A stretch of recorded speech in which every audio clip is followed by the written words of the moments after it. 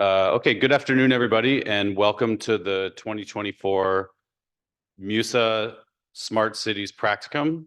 MUSA is a program in the City and Regional Planning Department, University of Pennsylvania Weitzman School of Design. And students who are taking MUSA courses or city planning courses with the Smart Cities concentration, or also just other affiliated interested students, join us each year in our practicum where we do 5 to 7 client-based data science projects.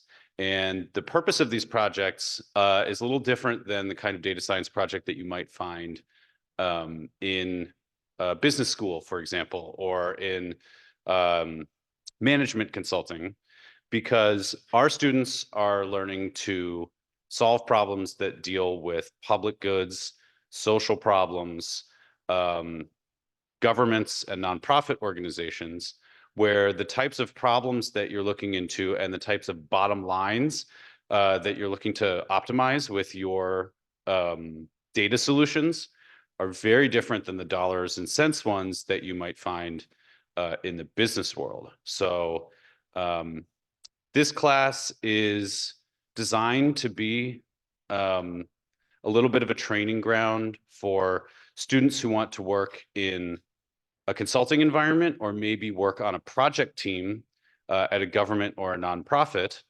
where they're doing a project that is focused on a program goal, that whether that's optimizing the program, delivering a service better. And so we're extremely grateful that every year we have clients from agencies and nonprofits around the country and around the world volunteer their time, volunteer their data, volunteer their expertise, and provide use cases that we work together to build to give the students real problems to solve. And although the results aren't necessarily always like something that is directly deployable, I think this is an extremely valuable experience because the question in many university projects that a student might ask is one that's very expansive or exploratory. And being at a university is a great time to work in that milieu.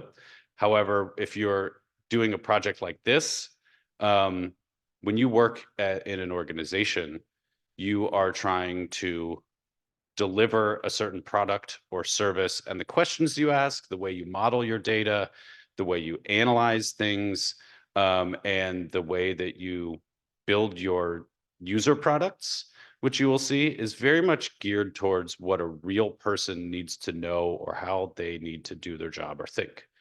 So our clients, I want to thank you. And also I want to thank one of our clients, Daniel from Urban Ocean, who flew in for this, which I'm really grateful for and so glad that you can meet our students. All of those who are joining us online from places across the country, thank you so much for giving us your data and your trust and your patience with our students while they're going through a really valuable learning experience. And I also want to thank you all for role modeling what it means to be a professional in this field while our students are learning to work in a professional context. Um, so uh, again, welcome. We have 5 groups of students who will be presenting to you this afternoon, and they're each working on a distinct use case, which you'll hear more about. This year was kind of novel for the practicum for a couple reasons. Number one, we have our first multinational project dealing with global data. We often focus on things that take place in one city or a state or something like that. That was very exciting. We also have some projects that involve alumni of the Weitzman School. So for those of you, and you'll hear them mentioned at certain points, but folks in the Philadelphia Smart City Directorate, um, the Watauga County housing folks, and the city of Houston all have graduates who's come from this program and then came back to us and said, hey, I have a great idea for a practicum project. Let's talk. So for those of you who are presenting today, if a year, 2 years from now, you see an opportunity to share something from your work with students that are at Penn tomorrow, I really, really appreciate it. And it's actually a really nice way to keep in touch and bond over this kind of work. So that's a preemptive thank you to those of you who are in our class right now, who there's some likelihood you'll be practicum students in the future. All right, so here are our 5 projects. I'll give you a moment so that you can read them and see what they are, but I'll just tell you in brief the nature of the projects. The first one with Watauga County, North Carolina, the Watauga Housing Council. This is a housing related project involving identifying housing sites. Philadelphia, PA's Innovation Management Team, Office of Information Technology. This is a transportation related project that involves my favorite subject in the whole world, which is parking. Houston, Texas, Vision Zero Planning Information System from the City of Houston Department of Public Works. Charlotte, North Carolina, Charlotte Area Transit System. We have a project with them, and thank you very much to Professor Delmel, who connected us with folks in Charlotte. And we also have a project with Ocean Conservancy and their Urban Ocean Group. And thank you to Daniel and colleagues for putting that together. So without further ado, I'd like to invite up our first group from Watauga County. Please come on up and the floor is yours.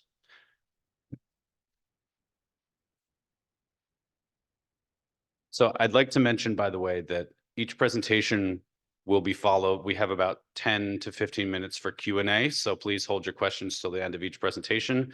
And if you're in the audience and you do want to ask a question, we'll hand you a microphone so you can be heard on Zoom. So thanks very much. Good luck, guys.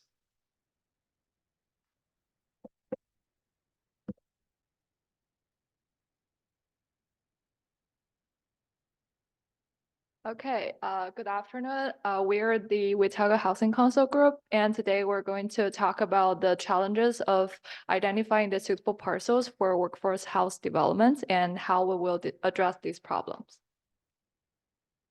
Our team member includes Jingyi, Alice, myself, Inan, Jared, and Kathleen. First of all, we want to thank all of our project clients, include Dr. Kelly, Dr. Chris, and Laura. We have been working closely throughout this semester, and the Watauga Housing Council is tasked with responding to the economic, social, and environmental aspects of the county to provide the local residents of adequate and affordable housing options. And we also want to thank Andy, Jason, and Luke from the App Healthcare.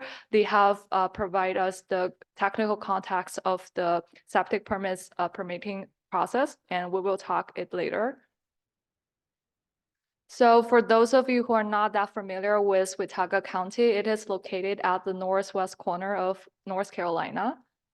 And it is a pretty mountainous area. We're almost the entire county sitting high in the Appalachian mountain.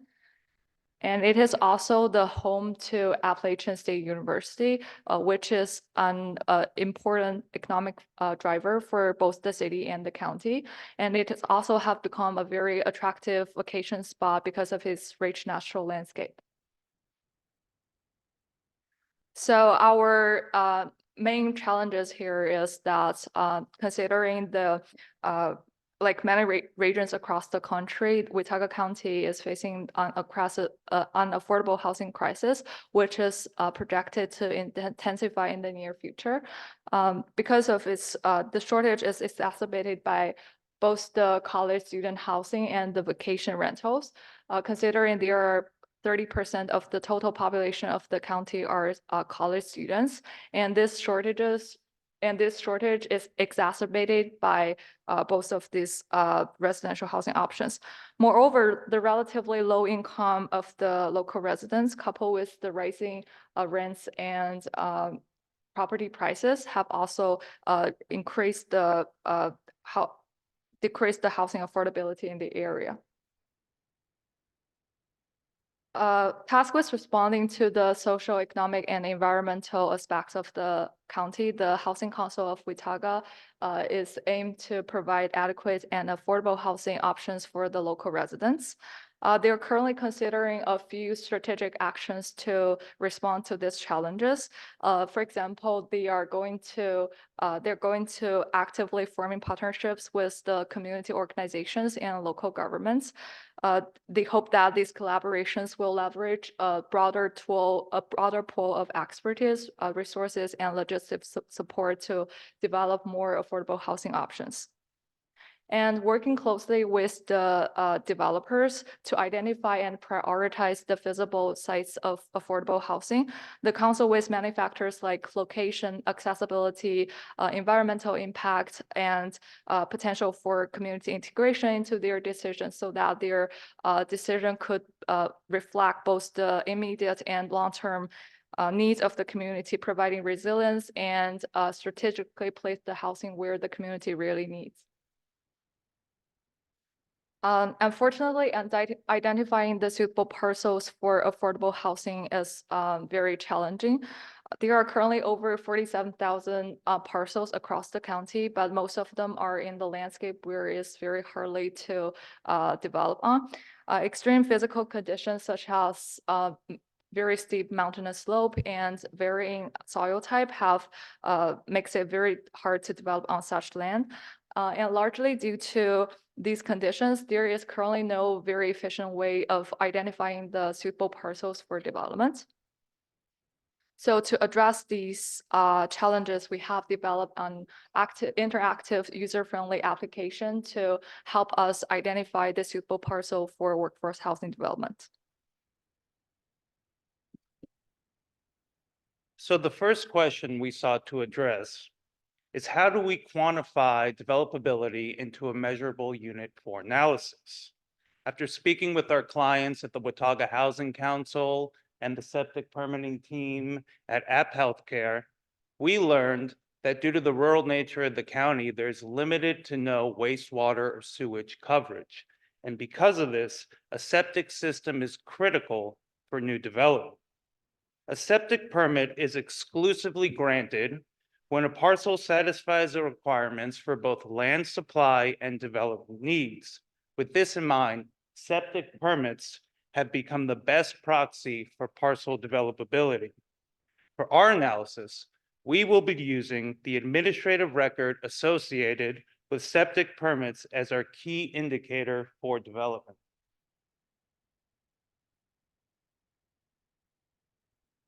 Because securing a septic permit is a critical prerequisite for development, it is important that we understand the physical characteristics commonly associated with parcels that have successfully obtained septic permits.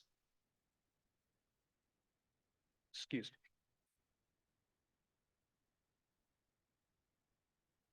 Unlike a sewage system where wastewater is passed through sewers to a centralized treatment facility, the waste in a septic system is held on site, stored in a tank where it undergoes a process of absorption, filtration, and purification before being introduced into the groundwater. The effectiveness of this process is heavily dependent on specific site characteristics, such as slopes not exceeding 65% and soil filtration rate. To streamline the site selection process for potential development parcels, our analysis examined the physical and spatial characteristics commonly associated with parcels that have successfully obtained a septic permit. Specifically, our analysis targets undeveloped parcels that exhibit similar characteristics of those that have already received a septic permit in the past. This approach is based on the idea that parcels sharing these significant characteristics are more likely to meet the specific permitting criteria. By accurately identifying these attributes, we can aim to more efficiently predict which parcels are most suitable for future development. To conduct this analysis, we use permit data gathered online from 2017 and 2022. Being able to observe how the permitting has changed over 5 years, we will be able to predict the parcels most suitable for development in 2025. After determining our target variable for analysis of septic permits, we examine the physical and spatial characteristics, or what commonly referred to as predictors, most commonly associated with gaining a septic permit. These include land cover change, degree of slope, soil type, as well as distance to landslide point, distance to water bodies.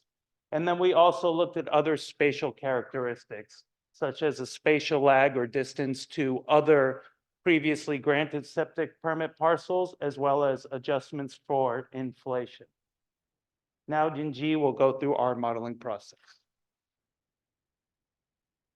Well, thanks, Ina and Jerry. Then comes to our modeling part.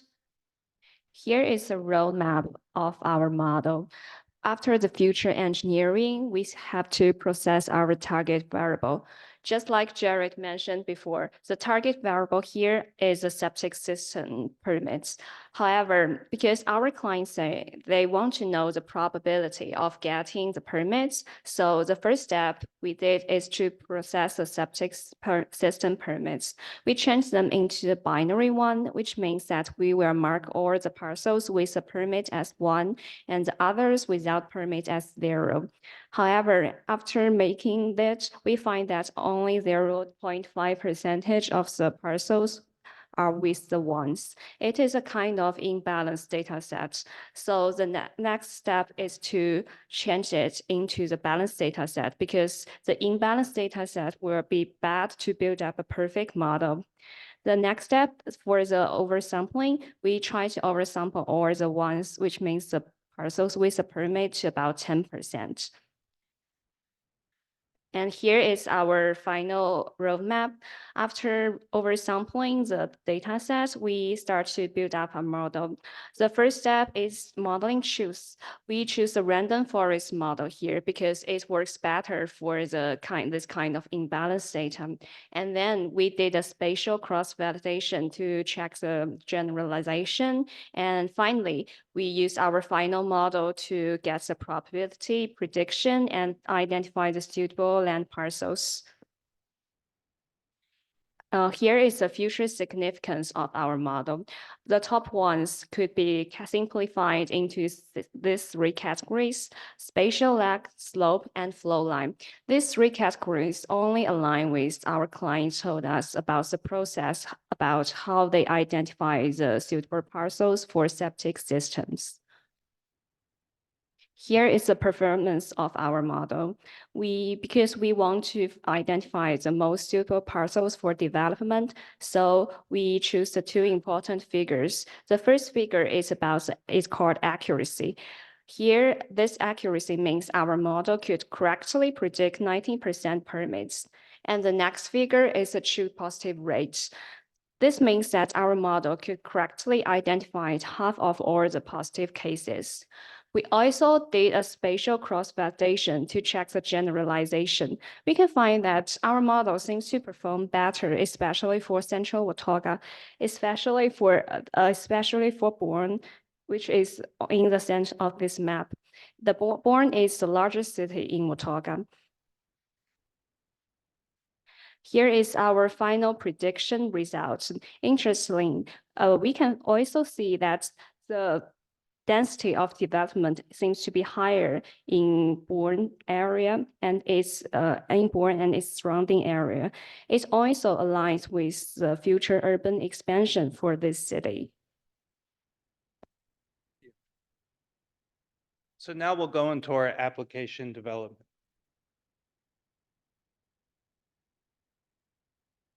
So the process for this application would work where a member of the Watauga Housing Council will say, we have a developer that wants to apply for certain tax credits for the development of affordable workforce housing.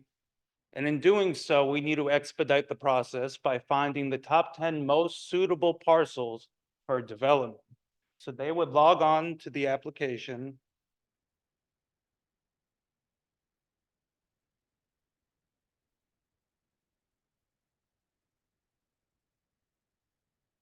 And the first view they'll see is a map of all the 47,000 parcels, which you could see would be kind of a schlep without an application identifying the most suitable parcels for development.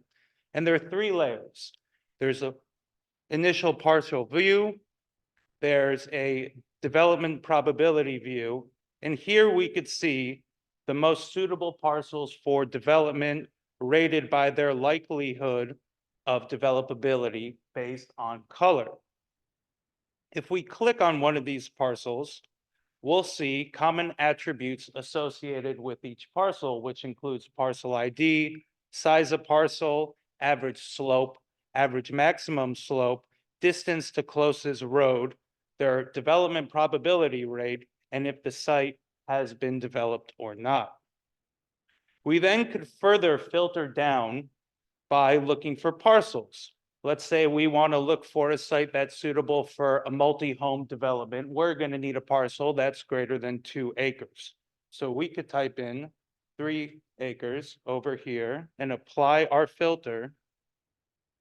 And all the unsuitable parcels will be grayed out in the back, where those meeting our specific criteria remain suitable. We then could further filter down our results looking at slope threshold. If we want to find a parcel that does not exceed a 15-degree slope threshold, we could apply that, and we'll see a very limited amount backing up the mountainous region of the study site. We then at the bottom could see a rating applied, and this rating shows us the top 10 most suitable parcels for development.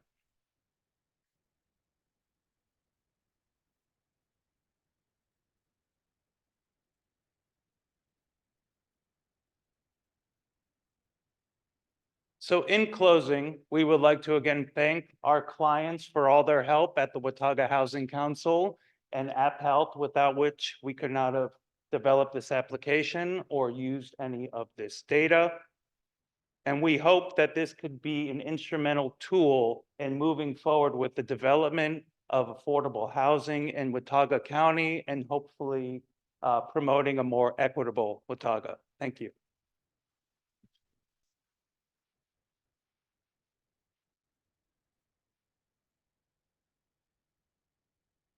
Thank you so much. That was great. I'd like to give the first opportunity to ask questions to your clients who are online. So anybody from North Carolina, if you have a question to ask, please drop it in the chat. And my co-instructor, Matt Harris, will ask the question. So if there's anything, speak now, or perhaps hold your peace till some of the room has had a chance to chime in. Do we have anything from Watauga? I'm very interested to hear what other questions come out, but I do just want to say that being one of those alumni you were talking about a moment ago, I had high expectations for this project, and it definitely met and exceeded those expectations. So really, really great job with what I've seen so far. Thank you. Thank you, Chris.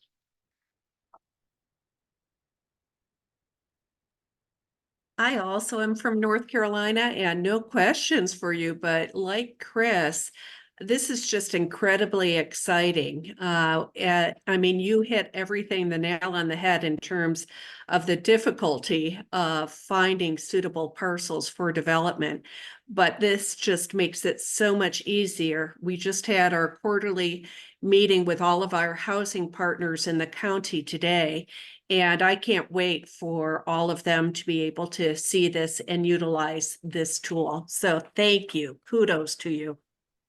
Thank you, Kelly. I have a question in the back. This is such an interesting project, and you were able to bring together all these data sets. What was the trickiest data set, maybe before modeling, and then what was the trickiest data set after modeling, like when you're visualizing? There were a few challenges. Getting the septic data was tricky because we had to scrape that data from online. So that was probably the most challenging, getting utility information in the area because of its rural nature was also very challenging. And then like Jinji mentioned, balancing our data set because we had 200 ones to 47 or 40,000 zeros. So our initial model was like 100% accurate because of the spatial aspect. Anything else I'm missing? I think it is, yeah. So to deal with that, what we did is we oversampled and then we dropped parcels that were not suitable for development or had previously been developed. So we were able to go from over 47,000 parcels to about 24,000 parcels, which helped us with our accuracy a lot. I have the next question here. Really great job. This is fun to watch and learn about and does sound very practical. So my question is just about additional data. So I'm going to channel Dr. Quattro here, who just spoke a second ago about zoning and wondering if you considered laying on any zoning constraints, or maybe they don't exist locally, but then just also kind of any other local amenities that might be important to consider. So there's clearly, can you develop on the site? And then should you develop on the site? And particularly as we think of like access to schools and lower costs of transit or stuff like that, did you all kind of think about other things that could potentially be layered on like that? Yes, so because of the rural nature of the project, our clients had let us know that zoning isn't really a big issue for development there, or wouldn't make a big impact on developability. And then things like public transportation, because it's so rural, everyone's pretty much car dependent, and the public transportation is more centrally located in Boone around Appalachian State. And And I think just to add on to that a little bit about the context of the project, one of the issues that kind of prompted the creation of this project is that we have sort of two major municipalities in the county that are both very small, one being Boone and one being Blowing Rock, and both of them have very restrictive zoning. And so, Boone just lost its ETJ and ability to annex in 2018. So now we're faced with sort of the challenge of how do we increase housing availability in the county, particularly at an affordable rate, but in a way that cannot have sort of access to the town utilities, which is, as the group mentioned, the main challenge of building housing. And so that county housing council, who is I'm a member of, and Kelly, who's here, leads, is sort of looking now at the county as the best opportunity to build, knowing that, the two towns are probably not going to be where that development needs to take place.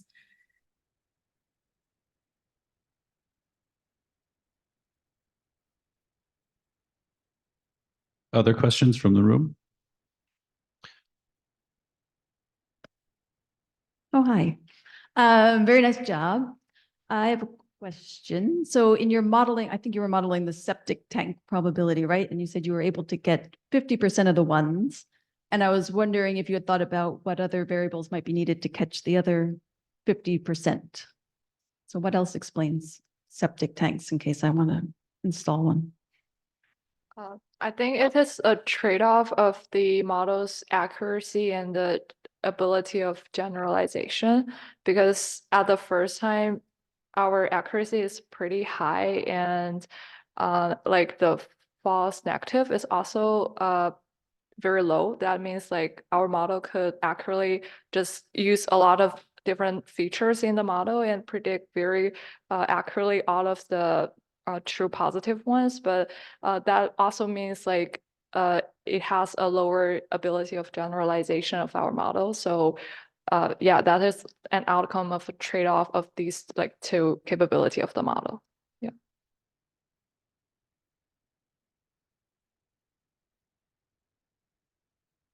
More of a comment than a question, but I think, first of all, using septic tanks as a predictive kind of like thing that you're looking for successful development of land, I think is a wonderful idea. And then from an environmental perspective, right, and we look at it as sustainability, of the urban form, if we look at the sustainability of cities, the fact that this is a model that gets us at the answers of where we develop future housing and specifically affordable housing that won't be susceptible to water quality risks, right? That won't be susceptible to failings of critical infrastructure, I think really takes this up a notch in terms of not just making sure that we have affordable housing, but that we have quality affordable housing that is environmentally conscious. So I applaud that. Thank you. I have a question now. And this kind of came from the question before, but what is the capacity for the model to add in other variables or features? Like, for example, if we had a client who's interested in building affordable housing, but is only interested in doing so for parcels that have access to fiber internet or something like that. Like, is there capacity in the model to add in other variables to strengthen that, maybe in the future? Yeah, I think more features could be added into the model as well as we have the access to the data set, and the model will be updated once we have more variables.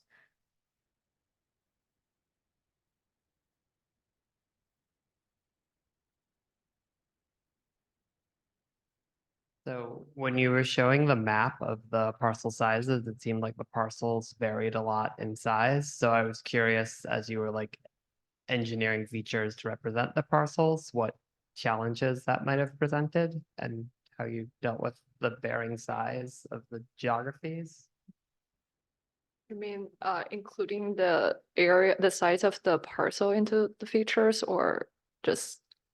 I guess I was just thinking like you were looking at the slope of the parcel, for instance, and the size of the parcel varied. So I assume the slope was being like summarized by Oh, yeah, we use. like how did you think about the varying size and did that present any challenges? We just include like the maximum, average, and minimum slope of each parcel and add all of them into the features, and then let the model determine which variable is the most significant one, and just keep that feature in the final model. Yeah.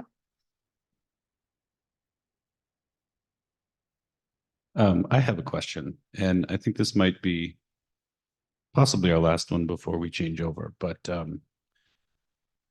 one of the things that was unique about this project was that you're operating in a rural county, and we'll see in some of our other projects where they might be in a place where there's very high there's a long history of data governance. There are lots of publicly available data sets, and this was somewhat of a different process, and there's a lot of getting folks off on the phone and talking about their data vendors and things like this. Can you speak to some of the learnings that you have about working in this environment, and what are some of the things that you observed that might be enhancements to how data processes could work in this place to support things like the modeling that you were doing? I think a big lesson that we learned, especially I'm coming from a design field and landscape architecture, is being able to take a seat and just listen and be able to talk to experts and people that deal with these things on the day-to-day. We sat with members of App Healthcare for an hour, and they went through the inner workings of the entire septic system, which none of us have had any experience with, and we didn't know where to even start with this project. So really just the importance of cross collaboration with other people and the ability to just sit back and listen. And that was really huge. Yeah, and also like the previous question, like zoning or amenities across the county is very limited. Only the town of the whole county will have that data. So maybe in the future, like to consider the county as a whole and collaborate all the data for the whole county will be very helpful for any future research or government like process. Yeah. We have actually one last question from Professor Green. Yeah. All right. Excuse me, I have more of a conceptual question. I'm curious why y'all decided to go down a predictive route, specifically using the random forest here for what, at least to my eye, seems to be a traditional kind of site suitability analysis, which, GIS has like a long bit of history here and multiple kinds of approaches, including some model-based approaches. So I'm curious, like, what was your thinking around the usage of the random forest, and what are your predictive probabilities like really giving us here in terms of like how should we interpret them in relation to the question of site suitability here? Oh, you go ahead. Oh, yeah, because we firstly did about 4 to 5 different models and try to see their confusion matrix to find which one might be better. And we also find some data, and it said that about the random forest model will work better for such kind of imbalanced data. And after the confusion matrix check, we find that for the random forest model, it could really predict some true positive things, and others like the logistic regression model, although it could also find the probability for the future septic systems, we don't have the access to calculate the value for it, so we could not define the final threshold for that kind of model. So after the comparison of confusion matrix and which one might work better for the imbalanced data, we choose the random forest model. And then to address the second half of your section, we're not saying that, our analysis is going to show a parcel that you could go out and build on right now. But what it can do is limit the options from 47,000 to a more manageable amount that could begin the process of due diligence to figure out which of these are most likely to be developed in the immediate future. Right, but I hate for the follow-up on being that guy, but what you just said is what a site suitability analysis does. Yeah. And, again, there's many different approaches. So again, I'm curious as to why take this specific predictive approach and not alternative site suitability approaches. Again, I'm curious as to why this particular kind of model-based approach, and again, just trying to think about like what does the greater than 60% probability tell us about that site. I guess the more important one is the first one, like why this as opposed to a site suitability approach, that has like many different kinds of schools of approaches and thoughts. Guess we'd have to think on that more and get back to you. We'll talk about it collaboratively as a team. Okay, thank you. Thanks very much, Watauga Group. Thank you all so much.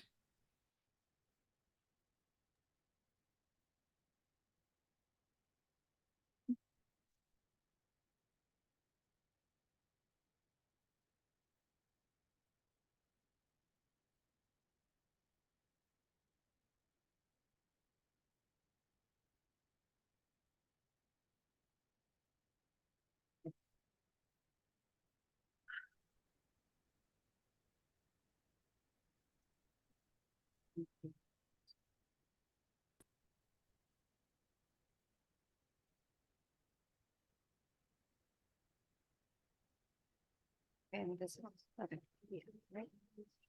I think, yeah, you can just leave that here maybe in case we do. Hello? This one's on? All right. Good afternoon, everybody. Thank you so much for joining us here this afternoon. Thank you to everybody in this room. Thank you to the people joining us via Zoom today, which includes my parents who are joining us all the way from India, where it's currently almost midnight. So thanks to them for staying up late today. My name is Samriddhi. I'm here with my teammates Tiffany and Shenkwan, and we're very excited to present the project closest to home. We will be talking about the Philadelphia Smart Loading Zones, the analysis and demand prediction that we have been working on over the last few months. So in October of 2022 to April of 2023, the city of Philadelphia introduced a pilot program that tested 20 paid curbside loading spaces for delivery drivers in Center City, known as Smart Loading Zones. Delivery companies were able to reserve spaces and times through a smartphone application. And the data collected from this pilot program offers interesting insight into reservation patterns that can be used for potential expansion of the program, answering the very critical question of where should smart loading zones be located. The challenge presented to us right now by the business as usual strategy is that without having a smart strategic app to kind of identify vacant parking lots or parking spaces within the city, drivers are often forced to either double park, which leads to traffic congestions, it leads to environmental concerns, it hinders pedestrian movement in often very busy areas, or drivers are forced to spend a very large amount of time looking for spaces to park around the city. And where we're coming in with a solution is with an application that can serve as a backend tool that will allow users to predict demand for curbside loading spaces at any given location. And we believe that by strategically locating these smart loading zones, we can alleviate some of the problems that currently exist.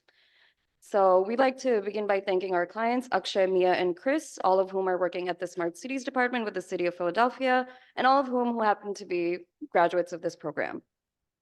I'd like to start us off by talking a little bit about the data that was presented to us.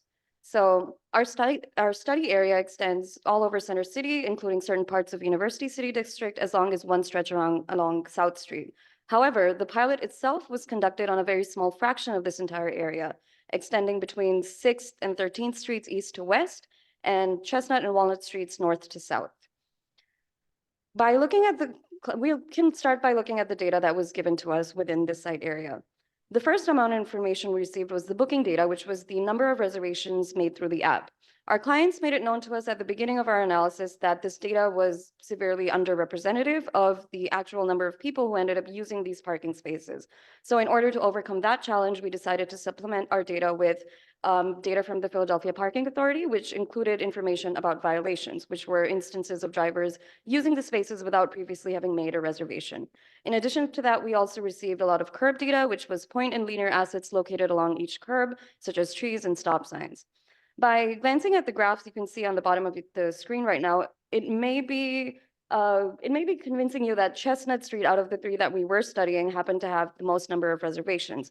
However, this can in a large part be explained due to the difference of operating hours across the different smart loading zones located along each street. So we can see here that Chestnut Street was operating almost throughout the day, whereas Walnut and Sansom Street were limited to certain hours of operation in the first half of the day. In order to deal with this sort of discrepancy in our data and ensure that our model had no bias towards Chestnut Street simply because we had more observations from there, we decided to winnow down the data to include only the time frame that was applicable to all three streets. So that was between 6 a.m. and 10 a.m. on all three streets.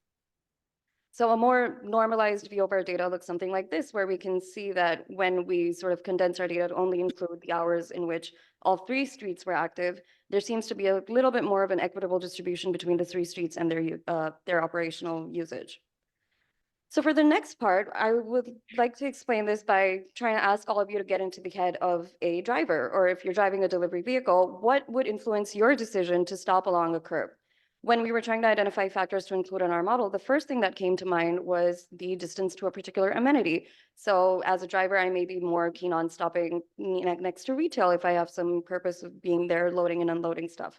So to get that data, we relied heavily on OpenStreetMaps and calculated a bunch of nearest neighbor distances to different types of amenities located across the city. The second thing we realized might influence someone's decision is the rush on the road. How many vehicles are using the road and why? So for this, we relied on the official road classifications, making a distinction between primary, tertiary, or sort of ancillary roads. And finally, we realized that the time of day can also be a very influencing factor. So we decided to separate our booking times based on the AM rush and other times of day. Based on all of the factors that were presented to us by the client and including the additional factors that I just described, we ran a correlation matrix and we got some strong relationships, which then went on to shape our models. So the highest number of bookings that we observed were close to sites of retail, civic and institutional buildings, as well as major roads, and fewer buildings were located closer to clinics and community centers, which can be explained by the fact that often those kind of buildings have their own parking and loading zones, so they would not be relying on street loading spaces. Putting all this data together that we got from the client, our external data sources, we created our final model, which will be explained by my teammate, Tiffany. Thanks. So I'll go through our modeling process. So basically it takes like 5 steps, starting from creating new variables, identifying predictive factors, moving on to modeling the regression, cross validation, and close by doing some statistical error checking. So the model we choose for the prediction is called the random forest model. So basically, the random forest model is based on a decision tree where each tree is growing using a random subset of the data set. And then each tree in the forest make a vote to select the best performance variables, and those variables will run the prediction, and each prediction from each tree will then finally be aggregated together to produce a single result.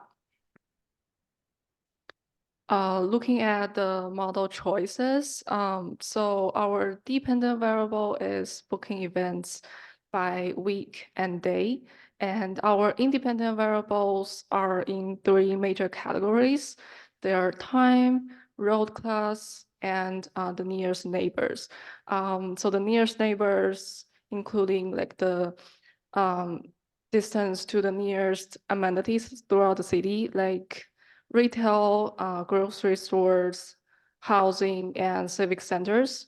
So looking at the graph on the left, so this is the top 20 variables with their importance. So looking at the top, the time variable is the highest performance ones, and then followed by the distance to the nearest minor arterials, major arterials, and the distance to the nearest civic centers. So we run the model, and then we use this MAE, which is the mean absolute error, to check our model accuracy from both the spatial perspective and temporal perspective. So looking at the left, this map shows the mean absolute error for each curve zone. So each dot represent the location for a for the mean absolute error for that curve zone, and the darker the color, or the smaller the dot size, means the error is lower. So based on the map here, we can tell that our model performs better on the Walnut Street compared to the Chestnut Street and the Sanson Street. And from a temporal perspective, we can tell that our model predicts better for Monday and Friday than the other 3 days of the week. So we also see the performance for the random forest model used for predicting the average bookings on a weekly basis. So these green lines here are the predictions. So you can see that some weeks where the observed booking are much higher than the predictions. Those means that there might be some potential special events or seasonal peaks for the curb zone loading demand. And then this is something we encourage the planners to pay attention to. And then for those bookings below an average of 1, we see the model performs much better. And then I think this is a good sign for us to do like a occupancy check to see whether there's gonna be booking event or not. So based on that finding, we run a occupancy model, and then also there's some model evaluation for that model. So here are some parameters we got from after running the model. So basically the accuracy is around 75%. So around 75% of the model predictions are accurate. Looking at sensitivity, the model correctly identifies around 80% of the actual occupied cases So for sensitivity, the higher the sensitivity, the lower the risk of missing a occupant zone. And finally, for specificity, the model correctly identifies about 62% of the actual unoccupied cases. So specificity itself means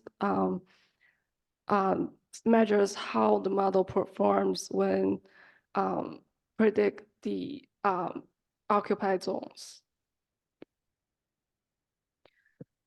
So after that, we want to bring the pilot program to generalize to a broader scope. So this is the map for the weekly prediction for the center city area and the university area by by curbs from January to March 2025. So you can see the darker the color, the higher amount of total number of the curbside loading zone being occupied. So this is like a temporal map. So we did the same for each day of the weekdays. So all the way from Monday to Friday. And then we bring to the conclusion that the commercial street and university cities have higher demand in the middle of the week, and the center city area are consistently crowded throughout the week. And then with that, I will pass on to the app.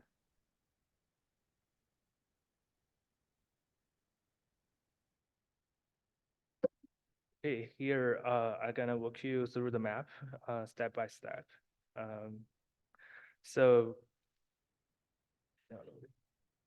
this is the homepage of the app, basically having a large canvas and a large layer control system to show the curves and also the place of interest density using this heat map. The app have a binary use case, like for public access. It's just when you load this app and it's on the home tab. The app is beneficial, especially for truck drivers and also delivery drivers, or just citizens with a need for understanding and use the curb loading zones. And for this panel, we can easily understand the curb policy and plan ahead of the travel. And also, when you click on each of the curb, it will pop up some key informations, including where is the curb and on which street the curb starts and ends, and also the street policy, which is parking, no parking, or something else. And for stakeholders and planning commissions or department transportation, we can log in from here. You can register and just log in through the account. You're gonna have the access to the backend visualization tool, which have a wider range of tools, including data management and data visualization. And let's go through this. So basically, from the previous understanding of the difference in curb loading zone booking demands, and also maybe collected from the real world monitoring data that a certain curb is overbooked during the past few days. You can see what's going on that curb by just selecting the exact street the curb is on, and also the start and end. This action will deliver this curb into the data visualization tools, which have the predicted curb usage in the future, like in the future, and also some nearest neighborhood analysis for this curb to see how far is it from the nearest civic center, recreational space, park, or parking lots, or just gym or something else, which we saw a huge significance to the need for loading zone. And after after this insights, you can click this clear selection to close the pop-up and select the other street instead, to see what's going on your focused curbs, which can bring an insight to planning and also understanding the demand. And this page is to provide knowledge and promote understanding for curb demands, especially for congestions, inefficient usage, and also for externalities, and planning for strategies of the curb use, especially for those which stated as no parking or no stopping, but have a higher demand, or to see the trends why why the demands will grow higher in the next few weeks, and plan the strategy and mitigation strategy targeting this kind of issue. And so this tool overall helps developing a strategy for a peak hour overbookings and other real world cases. So this is the app.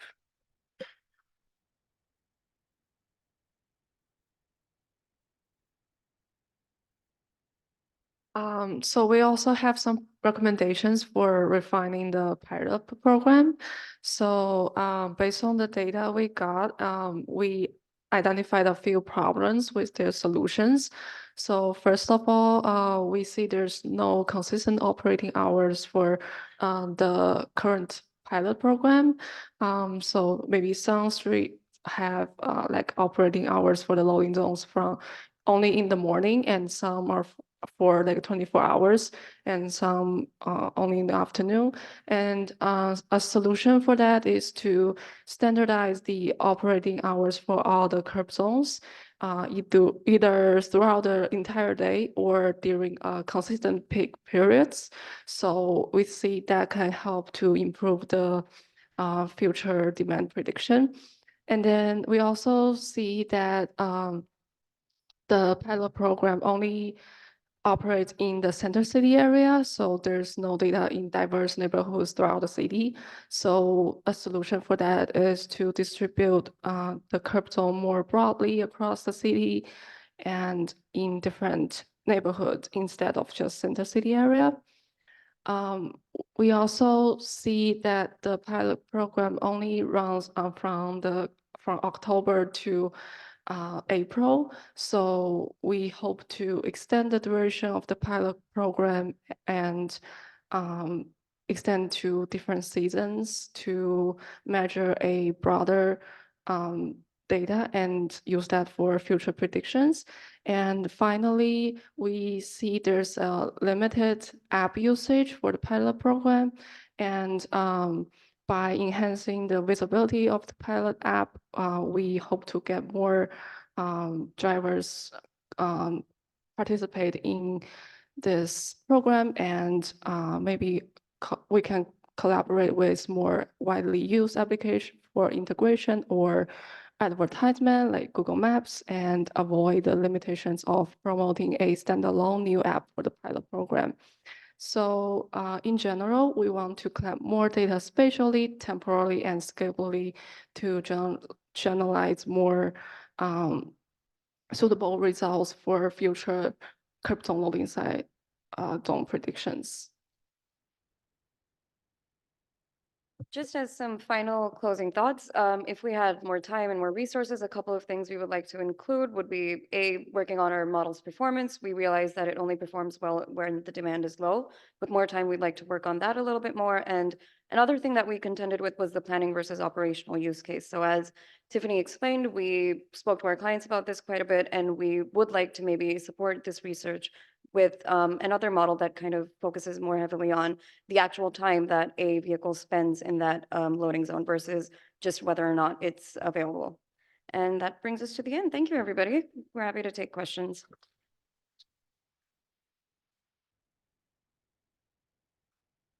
Thank you so much. I'd like to open it first to, you have, we have clients online at all or no? Just in the room? Okay. Would you have any questions or comments you'd like to offer? Okay, absolutely. Questions? Alex, yes. This is great. I love parking. Oh, I guess I love the hate parking. Correct myself. So earlier on, you mentioned part of your model, you were trying to kind of narrow down what like amenities nearby the parking. I was curious, like, what were the main kind of destinations that were driving this demand? And were you able to narrow down like a certain type, like a restaurant? And were you able to also narrow down like a specific company or something like that that had the highest connection? I don't think we got any data about which specific company, but the general drivers of the demand seemed to be what you would expect. It was retail stuff, it was restaurant stuff, and just any sort of area with commercial activity that requires supply equipment or ingredients or anything to be brought in is what was essentially the biggest driver of demand in that particular zone. And on the other hand of that, like the opposite side of what was not influencing demand at all was proximity to institutions that you would expect already have a allotted parking or loading zone space. So that was a lot of hospitals and a lot of civic buildings, institutional or civic buildings, I guess. I have a question. First, I want to say this project is incredibly hard. This was an incredibly hard project. So kudos to you. And people have been trying to crack this problem on these data for a while, and you did it. So hats off to you. Can you talk a little bit, the hardest thing to deal with in spatial problems is scale. Can you talk about how you thought about modeling scale with regards to demand for parking at a particular location?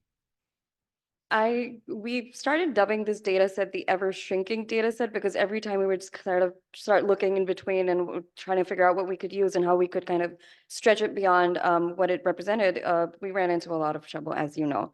So the issues that we faced with scale were obviously the actual site of the pilot was very short compared to the study area we were trying to apply it to. So that was one of the contentions that we deal with. The second thing was the issue of operating hours that we have mentioned. So in order to kind of deal with that and in order to make that model sort of scale up a little bit, we decided to look further and further into the data and stretch it by time. So as you see in our demand predictions, we essentially decided to use the booking variable instead of just as a booking event. It was booking by day by, week of the year. So that was one thing we did to sort of expand on the data that we had. And additionally, I think the parking violation data was a really good supplementary resource to the data that we already had. So instead of just looking at people who were able to use the app, we were also looking at people who were actually at the spot, despite not having been sort of registered in the count of the app itself. So I think those two things were some steps that we took in order to help with scale, but I do agree with the spatial problem and a pilot site that's kind of not entirely generalizable and does not scale to the entire extent of our study area. We do recognize those sort of spatial errors that might be coming up just because of the issues that we had with the data. Well, I'm curious, actually, you could interpret scale in two ways. I was thinking about the spatial scale when you're modeling the demand. You have one block and then the next block and then the next block, and they're all so close to each other. How are you able to model to distinguish from place to place? So our unit of analysis became each individual curb. So we tried to normalize that by length in order to sort of deal with the differences in each parcel size. But I'm sorry, could you repeat your question, please? I'm not sure I'm fully understanding it. I'm just trying to think about what is it about in the model that makes one curb different from the next curb when they're so close. How did you deal with that in your modeling approach? I think a lot of the assets that were present on the curb, such as the stop signs and trees and stuff, those were differentiating factors between one curb and the next, and as well as the amenities that we decided to join to them. Even if the difference between the nearest neighbor was small, it was still sort of relevant enough to include. John. I came in late, so I didn't see the beginning. I just want to say it was a terrific presentation, very well structured, very clear. Even though I came in late, I had a really good idea what you were doing. I also appreciate that this is a pilot project. I'm a big believer in pilot projects. Planners tend to come up with global solutions, and then when they roll them out, they don't work as intended. So I think your idea of pursuing a pilot project and doing a very comprehensive evaluation was very good, and I wish more people did what you did. So I want to sort of take your results and sort of ask about some policy issues.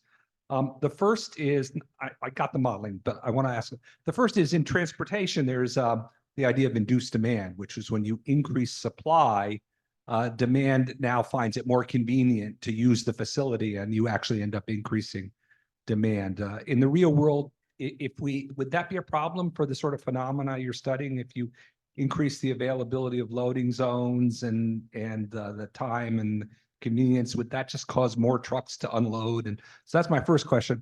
And my second question is, what is your exercise produces some knowledge that can be used in a policy sense to create a benefit for somebody. Can you give me a clearer idea of what the benefit of loading zones and this sort of approach is to the residents or the businesses in the city? I think it's a wonderful exercise, but I'm a little unclear on what the benefit is. All right, If those are No, thank you for your question. That's actually very interesting to think about, the thing you said about induced demand. I think an important distinction to make is that we're not proposing loading zones. We're just proposing that the existing loading zones that we have are sort of strategically placed. So I don't think we would run into the issue of there being too many loading zones, because the problem is it's already there. They're already loading zones. They're just not being used as effectively as they potentially could be. So I believe the induced demand would come up if we were proposing something entirely new, but most of the study area that we discussed already has some form of either parking attached to the curb or a loading zone attached to the curb. And just what we're trying to do is identify where it would make the most sense to have it sort of digitized and make sure that it's accessible to a smartphone app. So I'm not entirely sure if that issue of induced demand would translate, but I do feel like it would still provide the benefit of if I'm going there, I just need to know whether or not I'll be. I think in practice, the fact that you had such uneven utilization across the city would indicate that there are some places where there's much stronger demand. There's other places where there's weaker demand and less capacity. So understanding the relationship to capacity and demand is good, but I think you made a good first step on it. And you had a second question. The question is, what's the city or resident or business benefit of these loading zones or this practice as you've figured out from your analysis? Who benefits, and is it a big benefit? And maybe the conclusion of the pilot project is forget it. This isn't worth it. I wonder what your thoughts are on that. Oh, I do believe, yeah, that's a tricky question, because there were points in this analysis where we did kind of figure that it might be, there might be a slight degree of redundancy attached to this. But we do still think that the benefits that we're providing come mostly from the user. So when we started off this presentation, we described how double parking and issues like that are what lead to traffic congestion, and they do lead to, more pollution. They do lead to hindering pedestrian movement. And we still think that the option of a smart loading zone may be a step in the right direction to sort of alleviate that. Yes, you hear from the client. Here you are. This is on. Okay. That was great. Thank you so much. I look forward to digging into the app like at length when I get time, which will probably be never.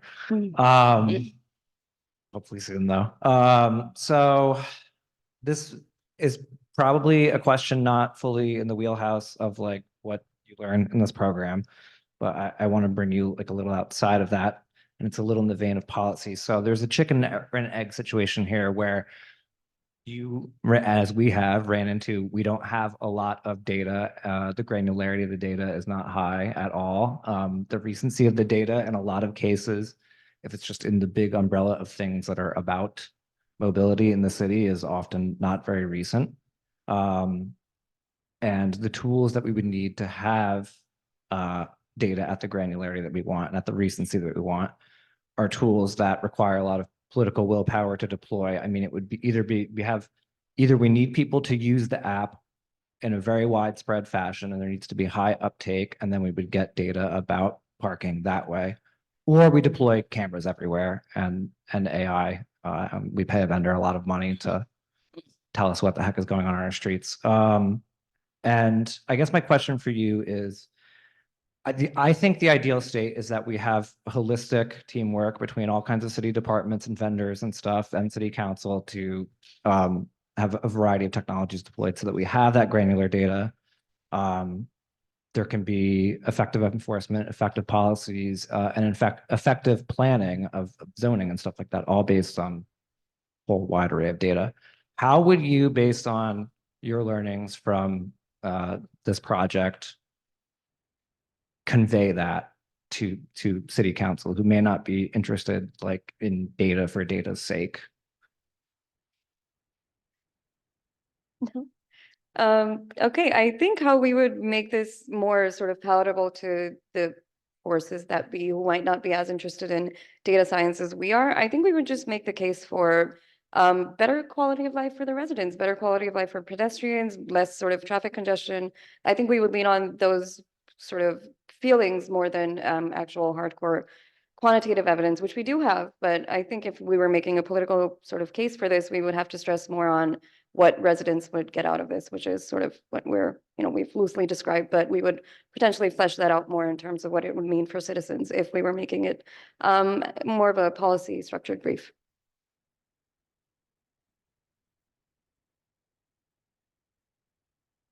We have a question from Mia on Zoom. Mia, we can hear you. Can you hear me? Yes. Okay. Yeah, good job to the team. I thought that was a very concise and clear presentation. You kind of touched on this in the end about your use case of planning versus operational. So my question is related to that.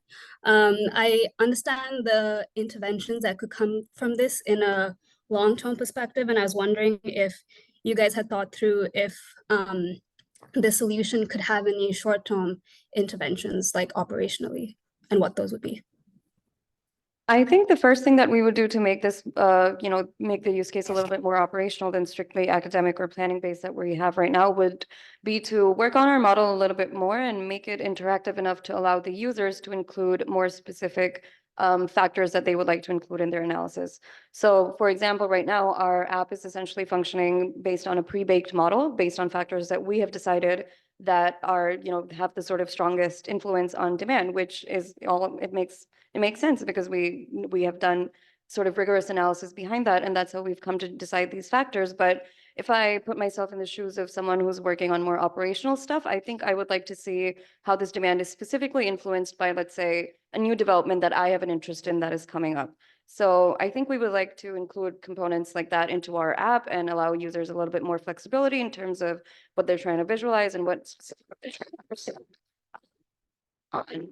on the interface area. I believe we have one more question, Charlie. Yep. Yeah, that was a really phenomenal project. I just want to say good job with it. Curb space in Philadelphia is a really important topic, and the status quo kind of isn't really working, and there should be changes in the future. So it was a great way to quantify this and to map it out and all that. My question's pretty simple. It's just in the data you received, the users of the loading zones, were they differentiated by if they're like an Uber driver or an Amazon driver or restaurant delivery? They all have different use cases and use the loading zones at different times. So I was just wondering if that was a part of the analysis. That was not. The closest thing we had to that was the vehicle type. I think maybe you can make an estimated guess based on whether it's a van stopping or a truck stopping or a car stopping, but I do believe data like that would be a little bit in violation of the privacy associated with the users. So I don't think that was information that we had to include in the analysis. But again, maybe if we think about this a little bit more operationally, that would be valuable information to have. So thank you. Thank you so much. Great job. And thank you very much to our clients on this project. I should mention City Council is talking about parking on Friday afternoon. So if you want to tell them how you feel about it, I've been asked to give a statement. I'm going to tell them my feelings. Your colleague from MUSA 508, Russell Ritchie, will be there giving a presentation as well. So we'll tell them all about how the curb works, and we'll touch the third rail of urban politics, parking planning. And this is our group from Houston, Texas, another transportation use case. The microphone there, the handheld might be better than the lav mic. Yeah, it might be. Someone's been giving us problems. I think that, yes. Okay, this one is working. All right. Hi, everybody. Thank you so much for coming. My name is Emmy. This is June and Sahan, and we've been partnering with the City of Houston, the Department of Public Works, to develop what we're calling Safe Streets Houston, which is a dashboard to promote traffic safety within the city. So just to set some context and set the scene of what traffic safety is like in Houston right now, between 2018 and 2022, traffic crashes in the city of Houston caused over 11,000 injuries and over 1,400 fatalities. This number is really stark. It's sad, frankly. And one of the scariest parts about it is that a lot of these fatalities and injuries could have been prevented with proper safety infrastructure and policy. So cities around the world know that this is a problem, and that's why there are a lot of them pushing for the goal of Vision Zero, which is the aim to achieve zero traffic deaths and serious injuries by 2030. At least for the city of Houston, they're aiming to have it done by 2030. This is a big ask. This is a lot of work that needs to be done, and it's pretty complicated. And you need a lot of data in order to pull it all together and figure out what to do. So City of Houston has been working towards this goal, but the issue is that a lot of this data is scattered all over the place. They're in different sources, and it's really hard to figure out what you need to do if you don't even know where the information is in order to figure out how to do it. So that's kind of the first problem that the City of Houston Department of Public Works is running into. And the second problem is that when all that information is scattered, it's really hard to figure out where the safety improvements need to be made and where to channel your resources. So the solution that we helped come up with is a dashboard that consolidates the information about the street and intersection features into one place so that the planners can more efficiently identify the information that they need in order to make their interventions. And then secondly is to create a crash risk estimate to prioritize safety interventions so that at first glance, they can know what areas need the most help. So just kind of summarizing that use case in one nice sentence, the Houston Vision Zero Planning Information System, which we're calling the Safe Streets, will help reduce the number of traffic crashes by allowing the City of Houston staff to more efficiently and proactively identify locations that are best suited for safety interventions. So when we were coming up with this idea for the dashboard, we were using some examples that we know pretty well. So the first of which was Houston's high injury network, where you can click on a street and you can gather that information on that street. And then a little bit more of a local example, DVRPC's bicycle level of traffic stress, where you can see at first glance, those darker colors are areas where it is more challenging to be a biker. And so how can we apply these examples into a dashboard of our own for Vision Zero? So to walk you through our project process, we started with gathering and merging all the data with the Houston Street Network, and each of these individual streets ended up being our unit of analysis. And then we created a model to predict the number of crashes on each of these road segments, followed by assigning a safety score to each of the road segments, and then finally visualizing the data and the road characteristics in the dashboard, which we will walk you through later. So before we could get started with all this modeling, we had to figure out what our dependent variable was. And we kept it pretty simple. We wanted our data sources to predict the number of crashes per road segment. And by doing this, we could then establish our safety index. And so we set this by the number of crashes, just kind of on a spectrum. So 1 being on the lowest end of the spectrum with a lower average number of crashes per road segment, and therefore a lower priority for the city to get to and to address the problems. And a 5 on the higher end of the spectrum, which is higher average number of crashes and a higher priority for the city to address.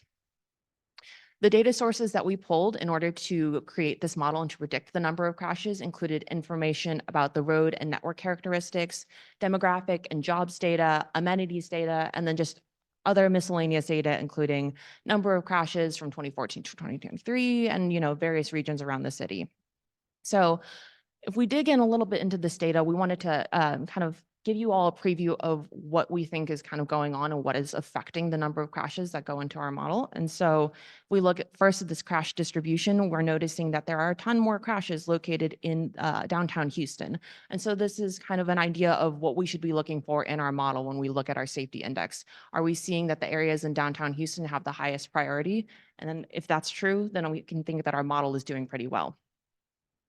And then if we look at a few more of our more interesting variables here, we've got road class and that predicting number of crashes. And so this is something that a lot of transportation planners are already aware of. As the road gets busier, as there's more traffic, the more crashes happen. So you see freeways, highways, and high occupancy vehicle roadways as being the highest number of crashes on them. And that's expected. Of course, as you see more cars driving on a road, you're going to expect more crashes to happen. Looking at service width versus average number of crashes, this kind of relates to the same thing. As the road gets wider, people drive more recklessly and more crashes tend to happen there.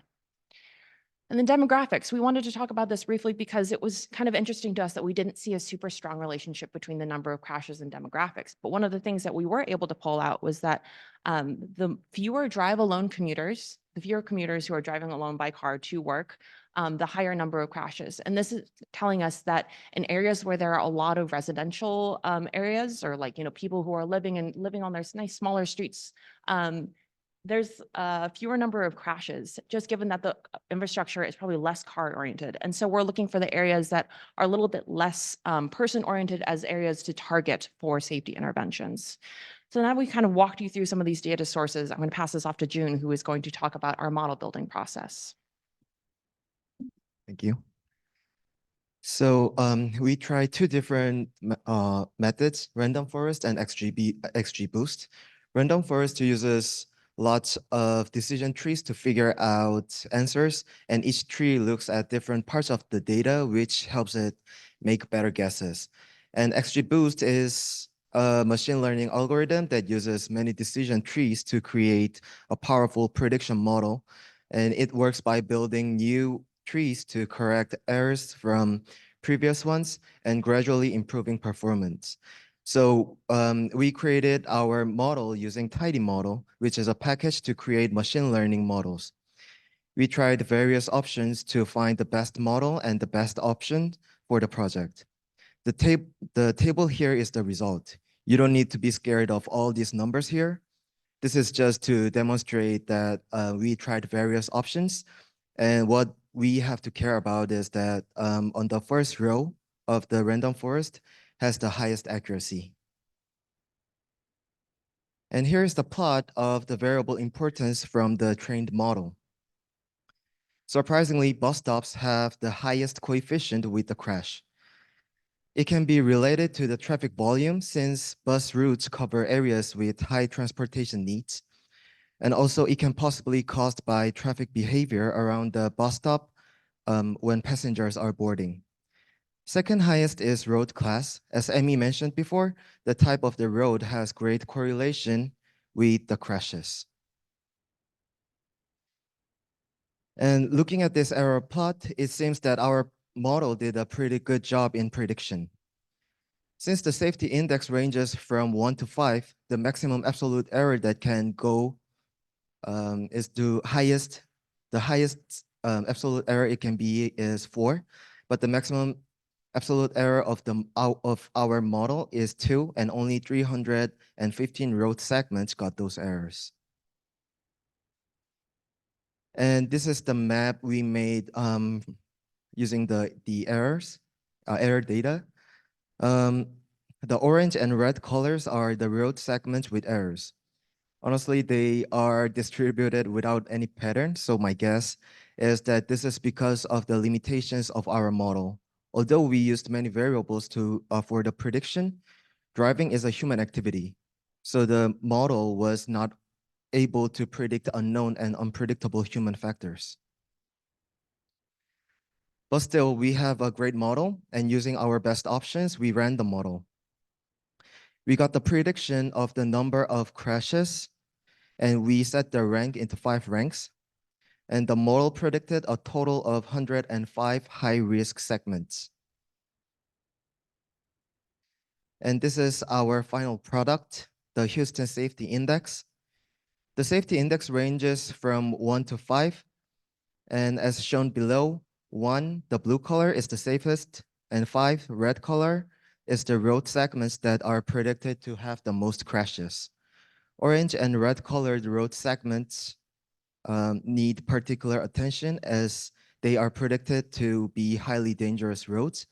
And our client can focus on this high-risk road segments, and our client prioritize the high-risk roads to allocate limited resources and apply effective measures to mitigate risk.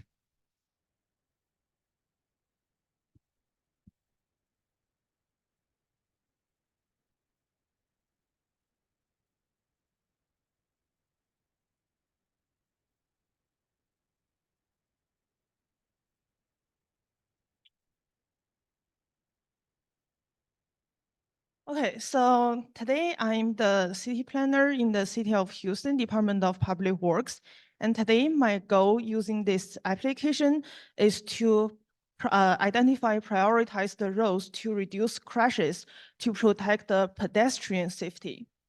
So after I briefly read the introduction and the instruction of this dashboard, I go to the application and there goes my map of the safety index of the roads. So with the information from the legend, we can see the score 5 is the highest priority and score 1 is the lowest priority. So I'm using the filter function to filter only streets with priority score 3 to 5. So I can see that there's a concentration in the downtown area showing that these streets have a highest priority to reduce the crashes. So what about the pedestrian crashes? I click on the filter selection in the crash records from 2014 to 2023, and the circle aggregates the area, the yellow area of the crashes within that area. So the cluster represents 207 crashes, 33 of them have high severity, and 126 of them happened on the road intersections. So if I select only 3 years range and zoom into this area,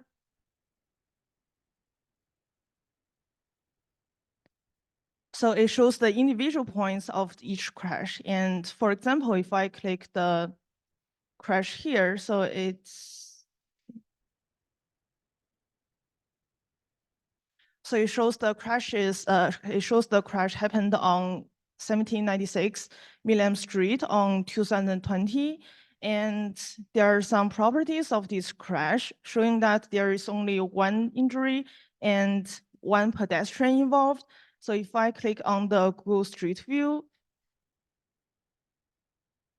I can see that this street intersection is pretty poor with the unclear mark of the pedestrian, so it might be a cause of the of this crash.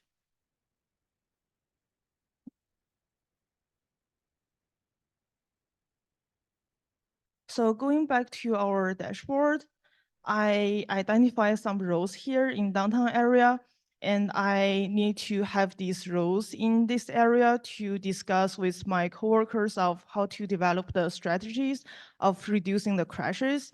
So I use the select by polygon to identify my area of interest. So if I select roads and crashes, and we can also select also other layers like bike routes and census tracks. And if I draw a polygon, so the intersection relationship just identify the specific crashes and roads within this area. And if I click the export to GeoJSON files, I can have these selected features to extract and develop my further strategies. So that's a demo user case of this dashboard to reduce the pedestrian crashes. And our dashboard also have other functions like reducing the bike crashes and vehicle crashes. And also the demographics layers to help identify the relationship between the crashes and the demographics characteristics. Thank you.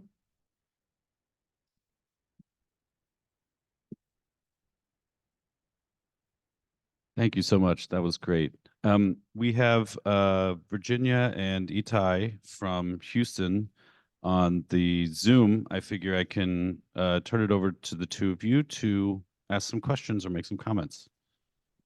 Yeah, I've got a couple questions, but first off, thank you so much.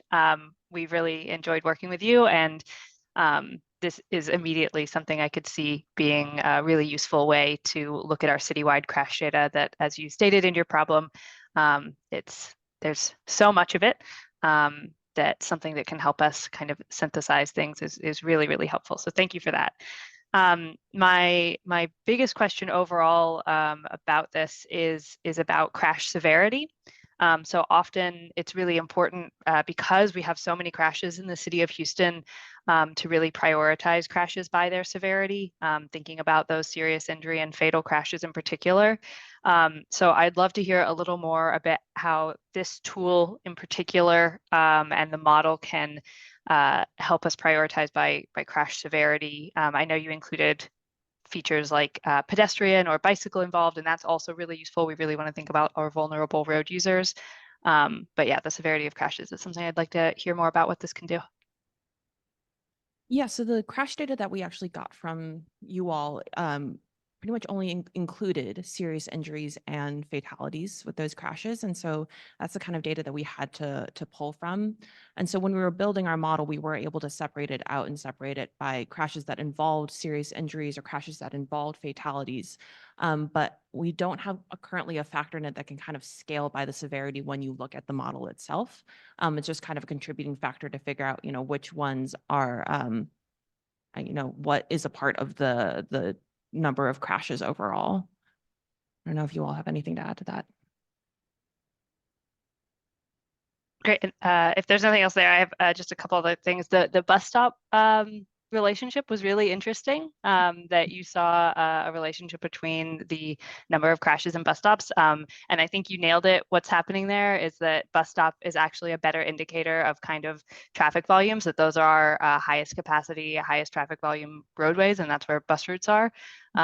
So that's interesting that that was more reliable than even, our ADT data, which is limited throughout the city, as well as our road classification, which often will classify some roads that have lower traffic volumes just because they are connectors between places or things like that. So I thought that was a really interesting finding. Yeah, us too. Itai, I don't know if you're here, if you're able to hop on. Yeah. Hi, everyone. I hope y'all can hear me well. I'm unfortunately in a public setting, but I got to see and hear everything. So yeah, first I want to say amazing work. This is really cool to see how, through the problem visioning and the modeling to the dashboard, how this came through, and it looks very nice, very very sleek, and definitely something we will be able to use. So good job on that. The main one thing I want to ask beyond what Virginia was asking about the severity is, again, like kind of moving forward from this kind of modeling and analysis to what types of interventions would be possible. So Virginia talked about severity, and we had these discussions a bit and we work towards this. But right, you mentioned, is this intersection related? Were there pedestrians involved? It'd be also interesting to see, beyond just intersection, was there speeding? Was there on what part of is it a corridor that has a lot of crashes? What part of the corridor? Things like that. I think would be really valuable to see. And then I had one that's more of a comment, I guess. One question I had relating to the model in the index. So I noticed that one, maybe, and that's something I just didn't understand clearly, but Sorry, one do you mind speaking up a little bit? We're having a little bit of trouble hearing you. Oh, sorry. Can y'all hear me better now? Yeah. Okay. So related to the indexing, with one being the lowest value, does that mean one crash per street segment? Does that assume that every street segment should have a crash? Because that's not the reality, right? In reality, most street segments would have 0 crashes. So I just want to know if that's just the way the numbering the index, or is that the assumption behind it? Yeah, so the one corresponds to an index, not necessarily the number of crashes. Although I think the way that our model did output results is that, looking at all the data that we've had over 2014 to 2023, almost all streets have had at least one crash over the course of 10 years. And so I think when you look at how our safety index broke down, it is like a minimum one crash, although the one on the safety index does not necessarily mean there has only been one crash over the course of everything. Does that make sense? Yep. Got it. Yeah. Thank you. Great. I see there are people in this room who have forgotten more about transportation than I'll ever know. So, questions from the crowd. Oh, you're one of those people. Thank you so much. I really enjoyed this. I have 15 questions. No, I have 2 questions. The first is a general question, and I was wondering how you sort of leaned in or studied other cities and their approach to, taking this data and making it spatial, right? And this idea, hotspot maps, live hotspot maps, and so on. DVRPC having a tool that is related. And so I just wanted to hear your comments on that. And the other is about your model and your model validation. So you talked about model error, and I would like to know, how did you measure that error? What is 2 and 4 and so on? How did you do that validation? And how did you come to the conclusion that your model is predicting what you think it is? Thank you. So I can take the first one.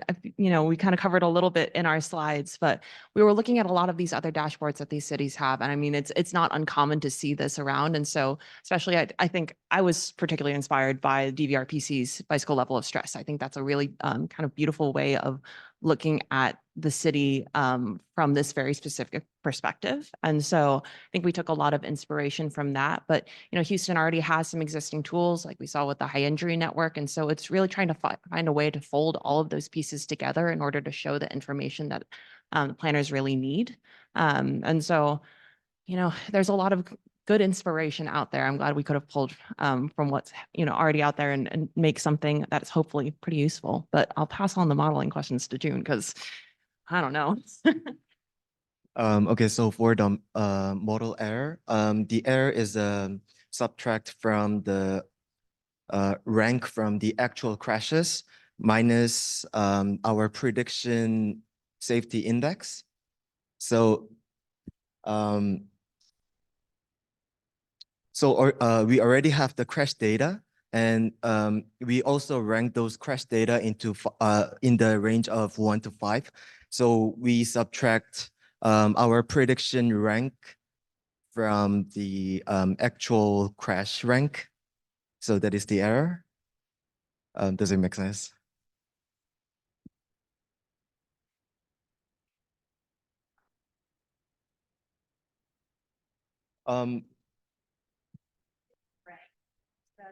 Yeah. Yeah. So then how do you predict rank? Okay. We predict the crashes, and then from the crashes, we set the rank from it. From the crashes. So there's like buckets, and you're bucketing. Okay. And then how do you decide the error? I'm sorry. How do you measure the model error?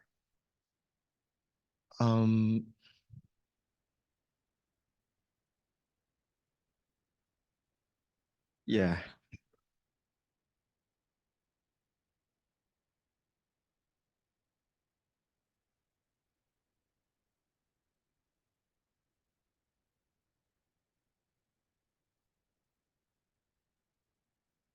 You mean for this slide? Sure. Yeah. Yeah. So, I am not sure whether I understand the question right, but so the zeros, it means that there is no difference between the index from the actual and the prediction, and that 1 is that the actual crash rank is 1 higher compared to the prediction. Yeah, and -1 is vice versa. So yeah.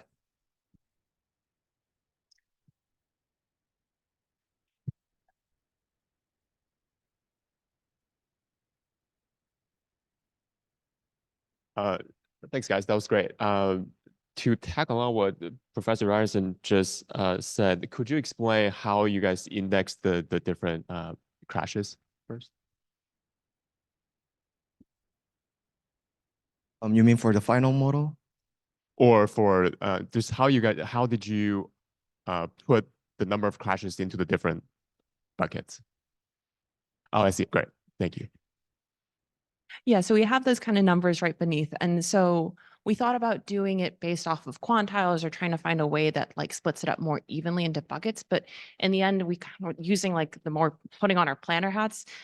When you think about crashes, it's really hard to imagine what like a 2.759 of a crash is, right? You kind of want a more solid number. And so what we ended up is just taking a more manual break of each of those things to split it up into an index so that it can be a little bit more comprehensible to people who are looking at those straight numbers. Great, thank you. And then so you were predicting the actual number of crashes for each 3 segment, and then you put them into different buckets, and then they compared those buckets to the actual buckets to figure out the model error. I think that's what they did. Yes, correct.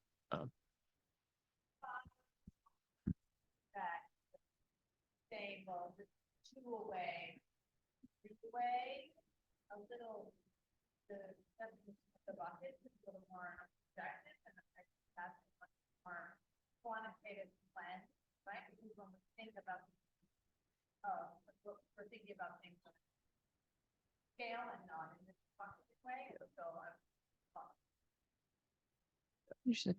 Sorry, I have one quick suggestion. So a lot of these dashboards, I think one thing that's lacking is they don't have an overlay of or a layer of the socioeconomic condition of the neighborhoods. I think just adding it, or did I miss that also?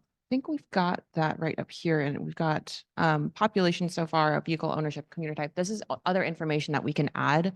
We have the data by census tract and some by block group, I believe, as well. And so, yeah, definitely thinking about that, especially looking at like grant applications and everything. That information is so important to have. Good, thank you. Mm-hmm. I just have another smallish question. I'm wondering what's the role of the model? Like, why don't you just group all of your crashes into the 5 categories? Are you trying to predict the future? But if it's for allocating resources, why don't you just go to the places with the most number of crashes? Like, why do we need a model? So I think we asked that question ourselves too. Don't worry. That was like, 6 weeks ago. We're like, what are we even doing? Why are we even here?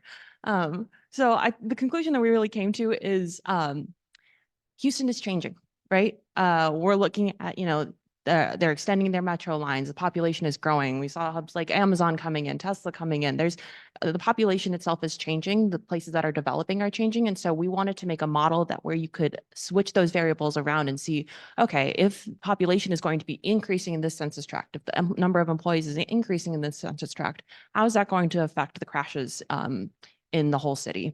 And so right now, it's not super useful just in like the everyday present scenario, but if we're looking towards the future, that's when the model would come into play.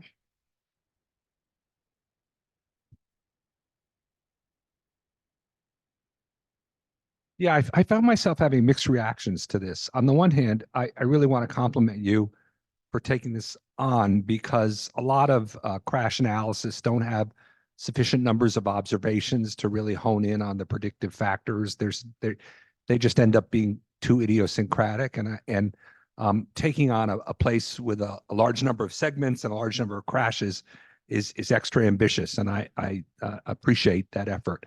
But I also found myself wishing you had consulted the literature a little bit more. There's a large literature on this, and the tendency when doing this sort of models is to model the incidence of crashes and the severity of crashes sort of sequentially. That is, first to look at the impacts of time of day, whether it's night or day, weather, vehicle speeds on the likelihood of a crash, and then to model separately, if there is a high probability of a crash, to then look at whether it's fatal or non-fatal or there's a serious injury.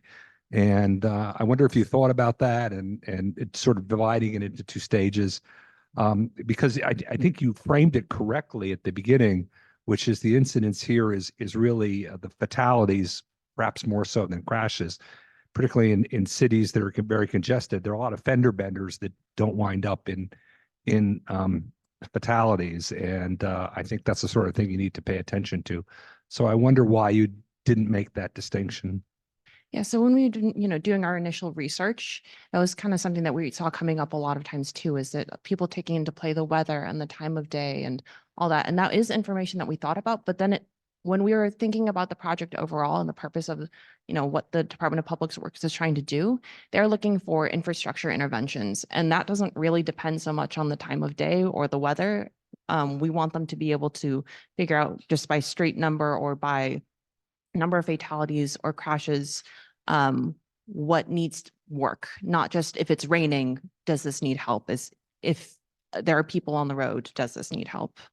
I'm not sure if that answers your question or not, but. Well, it does, but again, I'm thinking about the work of Marina Alberti at the University of Washington, which is similar thing using Seattle data. And they were able to highlight some very useful infrastructure and behavioral interventions by sort of figuring out their dependent variable more carefully. Mhm.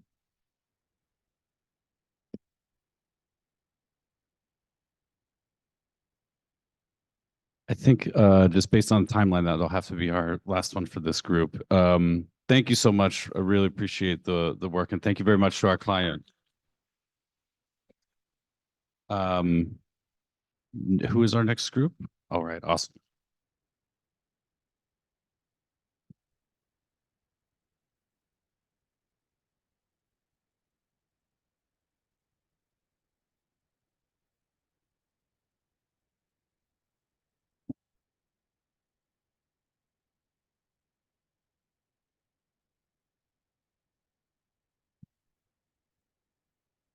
Hello. Hi, good afternoon, everybody. Thank you so much for showing up here to support us and see our work here today.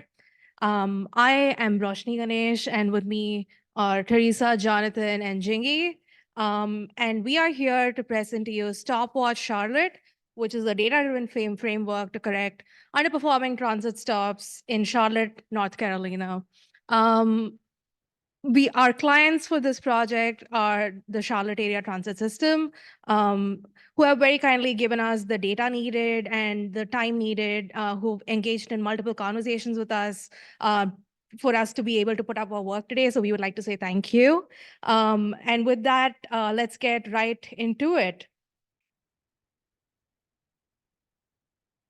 A quick overview of how we're going to go about this presentation today. We will take you through the context and the background, give you an overview of the data sets that we're considering, get into some of the initial insights from the data through our exploratory analysis, take a look at our model and the results that we have derived from it, look at some different scenarios in which the model can be tested, and finally get into the app demo for this project. So big picture, in 2023 alone, over 10 million people rode buses in Charlotte. However, 16% of Charlotte's bus stops saw an average monthly ridership of less than or equal to 10. For the purposes of our project, and based on the feedback from our clients, we are considering this number as the metric for underperformance per stop in the city. With this information, CATS wishes to understand recent dynamics of local public transit by identifying underperforming bus stops. They wish to explore the present reality of bus accessibility by studying demographic and spatial factors. And they want to examine the network efficiencies and possibilities by testing hypothetical alterations to the network. That brings us to our project goal. Our team will support the transportation planners at CATS in improving bus line efficiency by taking historical ridership data and analyzing trends in them per stop to identify and predict underperforming stops. On the left, sorry, you see a picture from Charlotte's bus priority study, which was conducted in 2021. And we're hoping that the insights that we glean from this project is able to support CATS in identifying how to optimize their resources towards plans such as this. That brings us to our project use case. Our application is Stopwatch Charlotte, which is a web-based analytical dashboard for planners. And its purpose is to present stop ridership trends over many years, present performance predictions per stop, and present the possibility of hypothetical alterations within the context of demographic and spatial factors. It pulls together various data sources that are already available, shows them to you in a visual manner, so you're able to aggregate information and see it all together as you make planning decisions. To do this, there are different data sets that we've considered. First of all, there is ridership data, which CATS has provided us, which gives us monthly numbers for people boarding or alighting at a stop between 2017 and 2023. There is some amount of network data, which gives us the location of different bus stops, along with the route details. We do have demographic data from the ACS in 2022, which gives us population, employment, income characteristics, which are essential in determining who is taking a bus in Charlotte. And finally, we've collected some spatial data from the City of Charlotte Open Data to look at amenities that could influence ridership, such as schools, green spaces, landmarks, shopping centers, etc. We do also want to acknowledge there are certain limitations in our modeling process. We do not have hourly ridership data. We do not have data on weekdays versus weekends, or data on stops that have been removed or added over the years. And finally, how the routes have changed over the years. So our predictions are entirely based on what is happening in Charlotte right now and how the ridership trends have changed monthly for each stop over the last 6 years. With that, let me pass it on to Teresa to walk you through the data insights. Thank you, Roshni. Let me walk us through our story behind the ridership data. At first, we didn't see significant seasonal trend in the ridership in 2022, but interestingly, we can, after looking at the pre-COVID and post-COVID ridership trend, we can see that in this map. It shows like during post-pandemic, ridership has decreased in over 80% of the bus stops. Look closer, we can see that in the city center and in some specific routes, it shows a larger decrease in ridership. We then overlaying with the demographic data, we can see some factors that influence this trend. First of all, by looking at the total population commute by bus, these population often concentrated in the city center, and we also observe that there's a decreasing trend in population commute by bus. So that might be a factor that influenced the large decrease in ridership in Charlotte. Similarly, by looking at the population working from home, most of them cluster in the suburban area in Charlotte, and there's a growing trend of population working from home, and this might influence the existing condition of ridership in Charlotte as well. We then look at the 50 underperforming stop, which means that bus stops is being identified as underperforming in 2022 in every month. So we can see that there's 2 clusters along Lawyers Road Express and Rio Road Express. Like these routes have a lot of underperforming stops. And looking in the existing condition in that area, we can see that these bus stops are next to Express Road, and it's a more suburban area with a higher income and higher car ownership. So most population here commute by car. Next, we looked at the spatial trends, and we looked at the density of amenities, which includes schools, parks, grocery stores, police office, and shopping centers. And we can see that they all cluster in the city center, shows an equitable distribution. And these trends also align to some demographics data like the median income. Lastly, we look at the transit plans in City of Charlotte. We can see that there's existing 2 lines of light rail stations, the blue line and the gold line, and they are proposing 2 new light rail routes, the red line and the silver line in purple. And we think that these proposing stops might influence the ridership in the bus stops. After seeing all these existing conditions, we start building our model. These are the inputs we consider in the model, including demographic data, proximity to amenities, and also we consider the network characteristic, which includes the number of routes in one specific bus stops, and total stops in that route, and lastly, the distance to city center. our model's target variable is average ridership. So after testing several models, we picked the best model. It's a random forest model with our network characteristics, which has the highest predicted power of 97% of accuracy and the lowest errors. So this is a quick look of our model inputs, and these are our predictions results.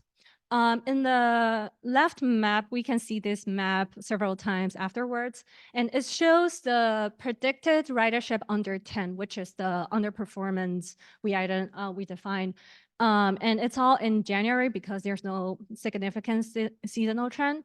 So we can see that these underperformance bus stops are also clustered around, correspond to our existing condition. And the right map shows the 50 bus stops with the lowest predicted ridership. Our model have high predicting power and low errors. So the error values for most stops fall under 25. So then by thinking about how planners can utilize this model, we identify some scenarios for the planner to look at to see the future changes in the ridership.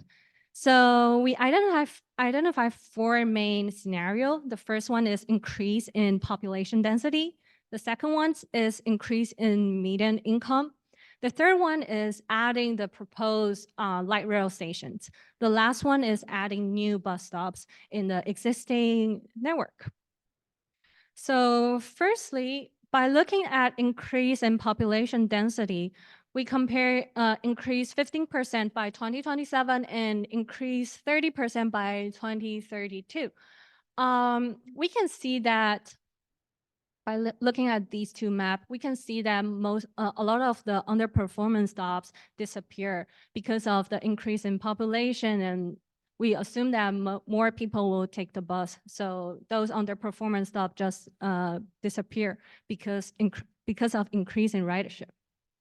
And interestingly, we look at the second scenario, which is the median income. So for this area, the Archdale Road change. In this scenario, the Arch Road have more underperformance stop, and in the second scenario, we can see that it changed to the other road. And by looking at the difference between increase in 25% and increase in 50%, surprisingly, we saw a lot of underperformance stops disappear, which we think that because the center area already have a lower income, and by increase income 15%, the income still lower than those in this area. So they might just take the transit more when income increase. The third scenario is adding the 2 light rail stations. So the red line and the silver line is added in this scenario. We can see that the stops here have experienced an increase in ridership. We guess that it might be because people will tend to use the bus stops to connect it to the new transit lines. Lastly, we tested our model by adding 10 stops along Statesville Road. So here are the 10 stops we added. So after using our model, the ridership predicted is it's all over 10. So it's not underperforming. So the final map, those stops is not popping out because they are not underperforming. So these are our 4 scenarios, and I'll pass to Roshni to demo our application to show how it works. Thank you, Teresa.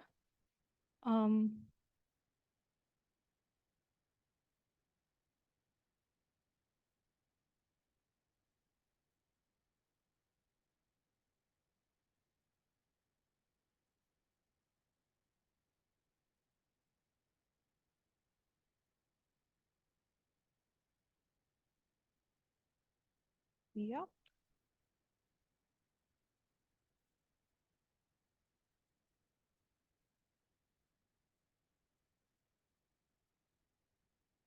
degrees. Oh, perfect. All right.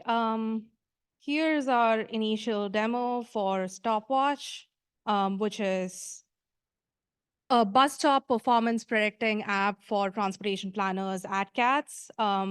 We want to quickly take you through some of the functionality of the app, as well as the tools that the planners have to make their decisions. First of all, the base layers are demographic characteristics, which means information aggregated to the census tract level based on population composition or socioeconomic characteristics, which gives you different, like, for example, in this particular parameter, it is aggregated by income. So the tracks that are darker in color are higher income areas. It is also possible to filter by commute to work characteristics, which means more number of people who are driving alone to work. That is expressed in darker purples. And finally, car ownership characteristics for each census tract, which means the darker census tracts have more number of people who do not have a car at all. So these are some of the base layers that the planners have to work with. There is the information on all bus stops. By clicking on top of a stop, you are able to understand the stop ID, the ridership trends between 2017 and 2023. And this is dynamic and it changes from stop to stop.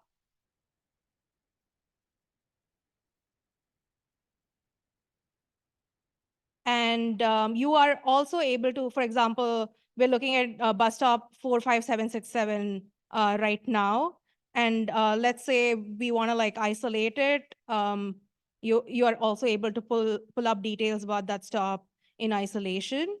The app also integrates information on the present bus routes, as well as their route composition.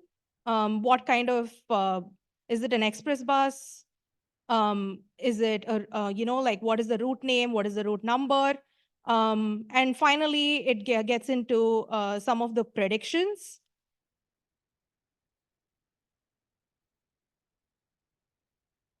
So you're able to overlay the past ridership trends with some demographic information and look at the stop, the routes that it serves, and the predicted monthly ridership patterns, and contrast it to the past ridership trends for that particular stop.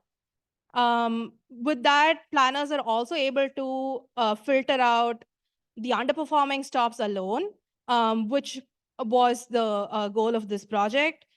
So which would be anything under than 10, right? So this is stop ID 20930, which is Park Road and Manning Drive. It only serves one route, which is route number 19. The predicted monthly ridership is about 2. And we see that it is consistent with the boarding and alighting patterns over the years. So with that information, do you then want to get into details about where it is located? In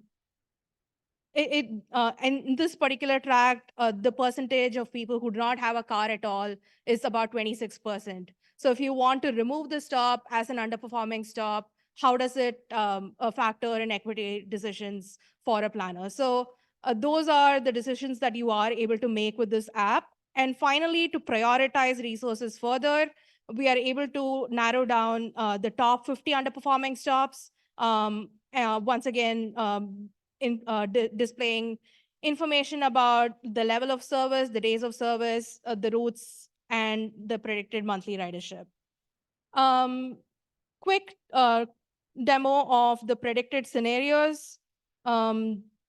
This is with a 15% increase in population density. What's actually interesting is we see the number of underperforming stops go up from what we have right now to when the population density increases. But with a 30% increase in population density, the number goes back down.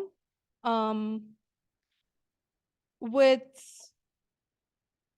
25% increase in median income, these are some of the tracks that some of the stops that are predicted to underperform.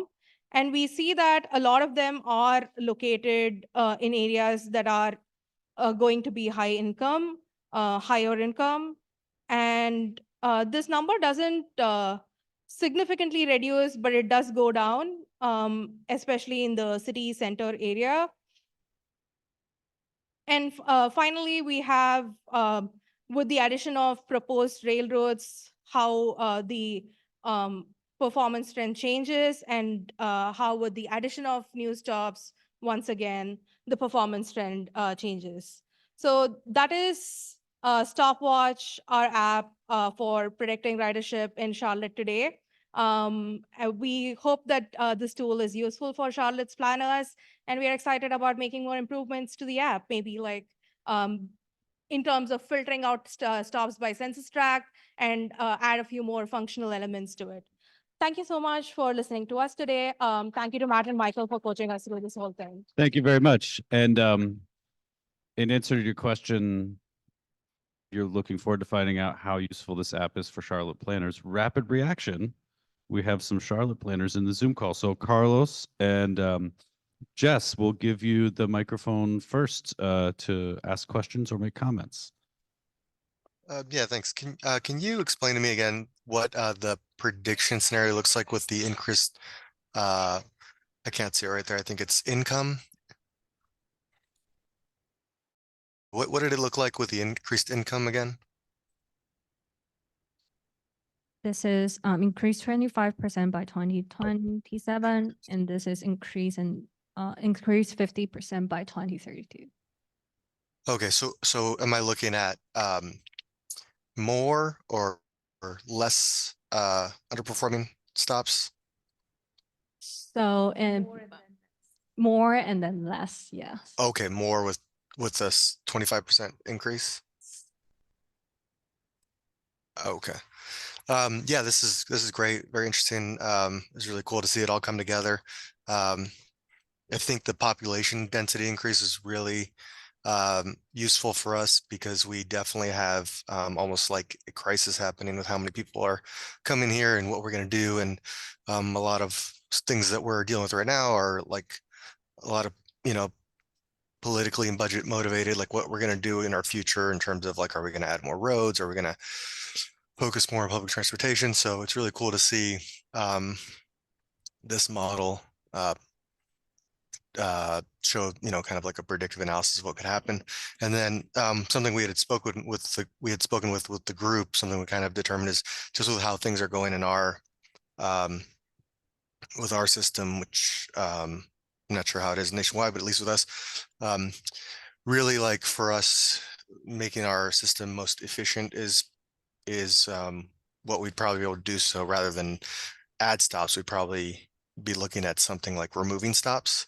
And so having that focus on those underperforming stops really helps us. So we can maybe take a look at some of those and see maybe if we can make any route changes according to what we've found out from that stuff.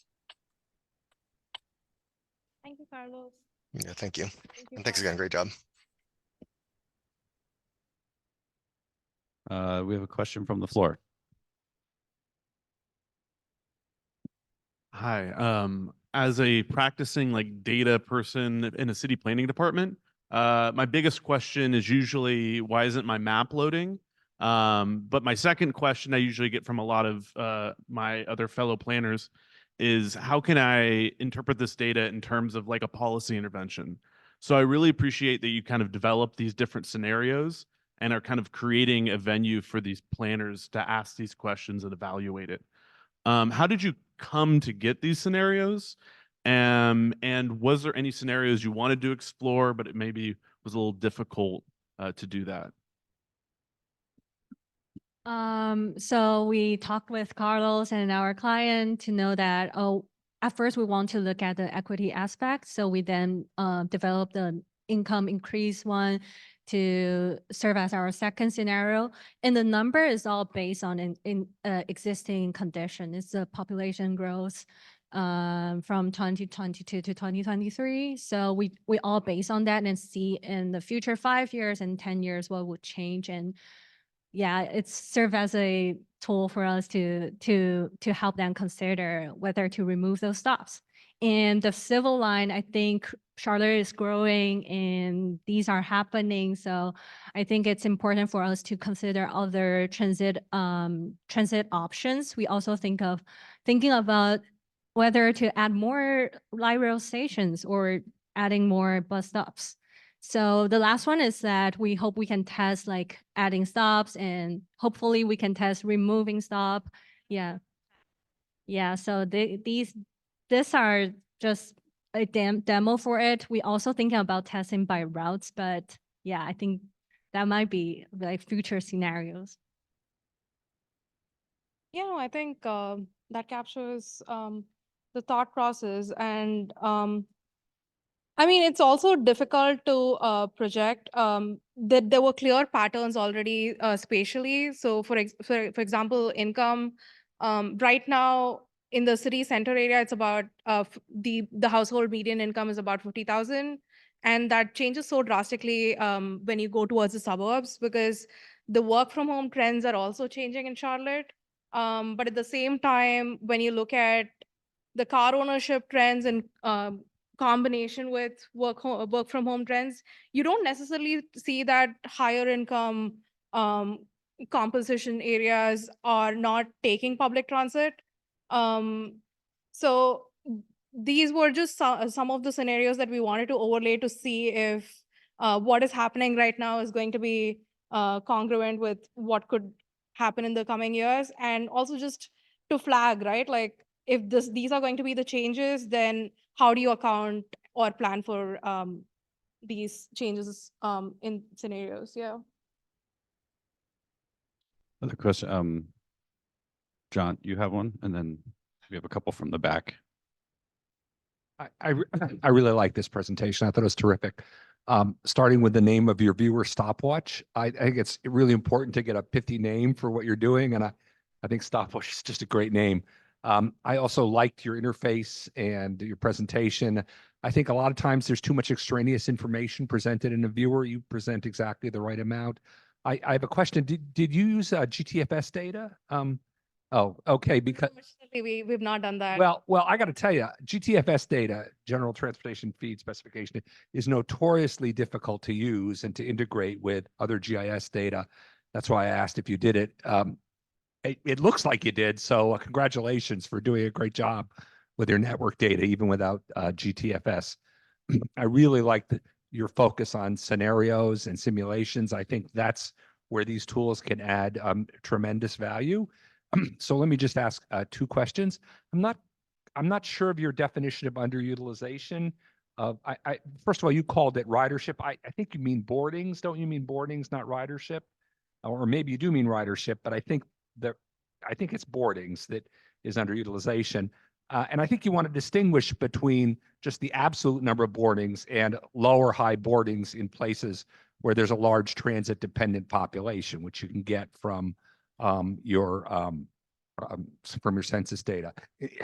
In places where nobody uses transit to get to work, we would, 10 boardings might actually be pretty good. Whereas in places where everybody uses transit, I think it's more problematic. I also think that in terms of moving forward, in terms of simulations, as the planner from CAT suggested, I think the real use of this is to improve efficiency by looking at places where stops might be eliminated. As I'm sure your work showed, the average trip length or trip time for a bus trip is about twice what it is for the comparable car trip. So if it takes 15 minutes to go by car, typically it takes 30 minutes to go by bus. And part of that is that buses make a lot of stops, which slows their headways and travel times because they make stops at places to pick up one passenger when it might not be worth it. So I think going forward, one of the most interesting uses, I would encourage you to do that, is to look at ways to think about eliminating certain stops with the result of being able to test the increase in travel time. The decrease in travel time that results from that. I think that could be a real game changer in terms of transit planners. So nice job. Thank you. Thank you so much. As I'm walking the mic to the next person, am I correct in understanding that because the stops relate to other stops in the way they're modeled, that you could, that your model is flexible enough to do this, right? Yes. Okay, cool. Thank you so much for this. I wanted to talk about underutilized stops. And my first question is, did you define the definition of an underutilized stop, or was that data that was given to you? We asked our client how they would define an underperforming stop or underutilized stop, and we've gone with the baseline. We did have like a couple of conversations about how the definition of underperformance or underutilization should change. Initially, we were wondering if it should be quantified based on where it is located. Is it the city center? Is it the suburb? Or is it somewhere in between? But that did not do enough to like capture the nuance of how a stop is used.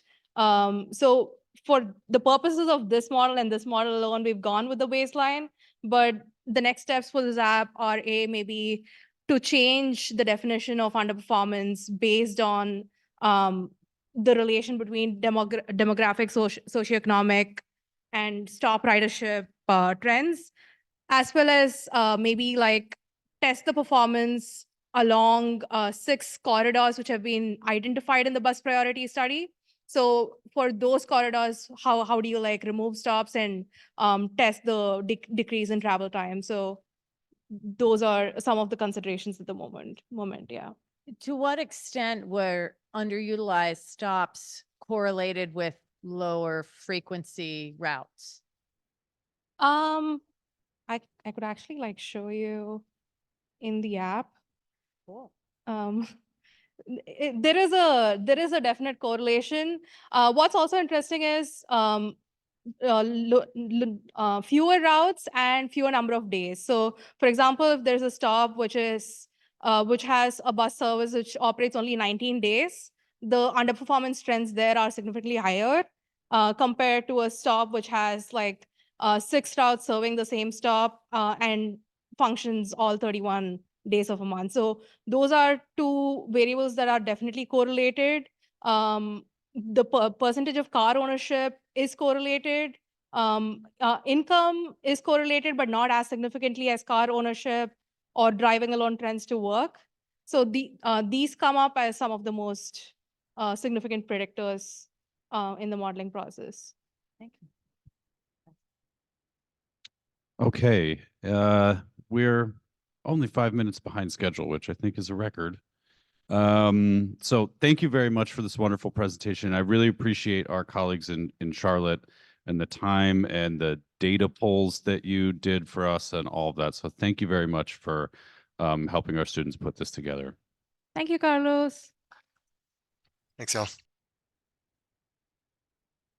Okay, and then last but certainly not least, we have our group from the Ocean Conservancy.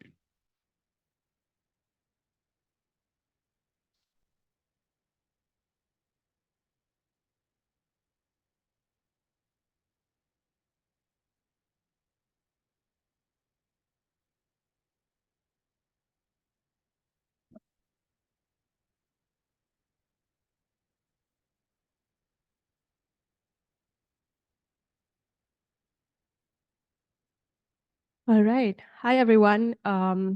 We're the Urban Ocean Marine Litter Assessment Group, and we'll be talking to you about our project that we worked on in the past semester. I'm Shreya. This is Trevor. We have Stephanie, Tan Shao in the audience, and Shao Fan right here.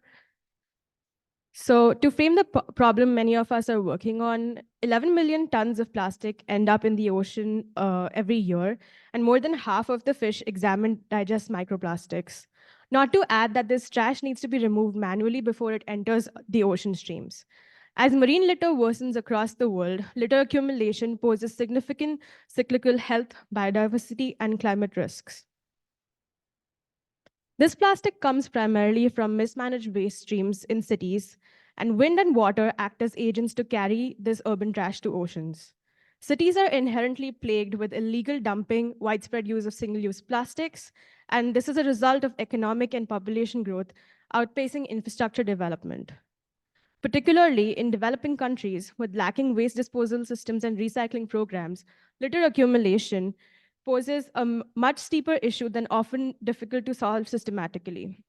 This often disproportionately impacts vulnerable coastal dwellers and fishermen who heavily rely on marine ecosystems. One group of organizations working on this consists of the Ocean Conservancy, the Circular Initiative, and the Resilient Cities Network. And they've come up with a accelerator project called the Urban Ocean. For this, we'd like to thank our clients, the Ocean Conservancy, and especially Daniel for flying all the way to Philly just to see our presentation.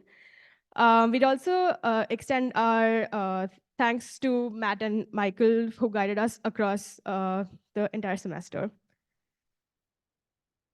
So Urban Ocean is a capacity building and accelerator program to end ocean plastic pollution and build more resilient communities and cities. Something that they're working on is the zero waste pilot sites. Essentially, they want to mobilize cleanup campaigns. They want to create a city-by-city research on sanitation systems and trash situation. And they consist of, they want to consult with stakeholders directly and create alternative solutions for current needs of different cities. But the question is that how to address each city's need in a flexible and scalable solution where the solution is both local yet global. This is where we come in. We are trying to enhance data analysis and processing and create a universal platform to manage these pilot sites.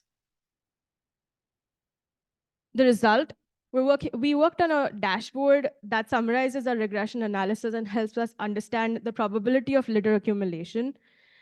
This dashboard has litter data metrics. It has litter accumulation risk sites, and it also has geospatial information around demographics and geomorphology.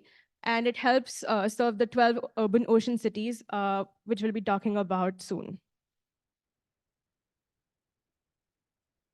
So to understand our contribution, we first have to understand the data it is that we're working with. So when it comes to the pollution litter data that we have, it is rather scarce. The fact is, it is data that has been litter that has been identified, disposed of, and then recorded, which only represents a fraction of possible litter that would be in an entire city. And that's in terms of quantity. But in terms of quality, fortunately, because our main focus has been plastic, which is the majority of the data that we have, the reason why that is because it is most susceptible to weathering, where that would move from wind, from rain, eventually ending up in low-lying areas, into waterways, and inevitably our oceans. And so to continue the challenges that we really had with what we had with the data we were working with is because, as again, the minimal sample size that really is.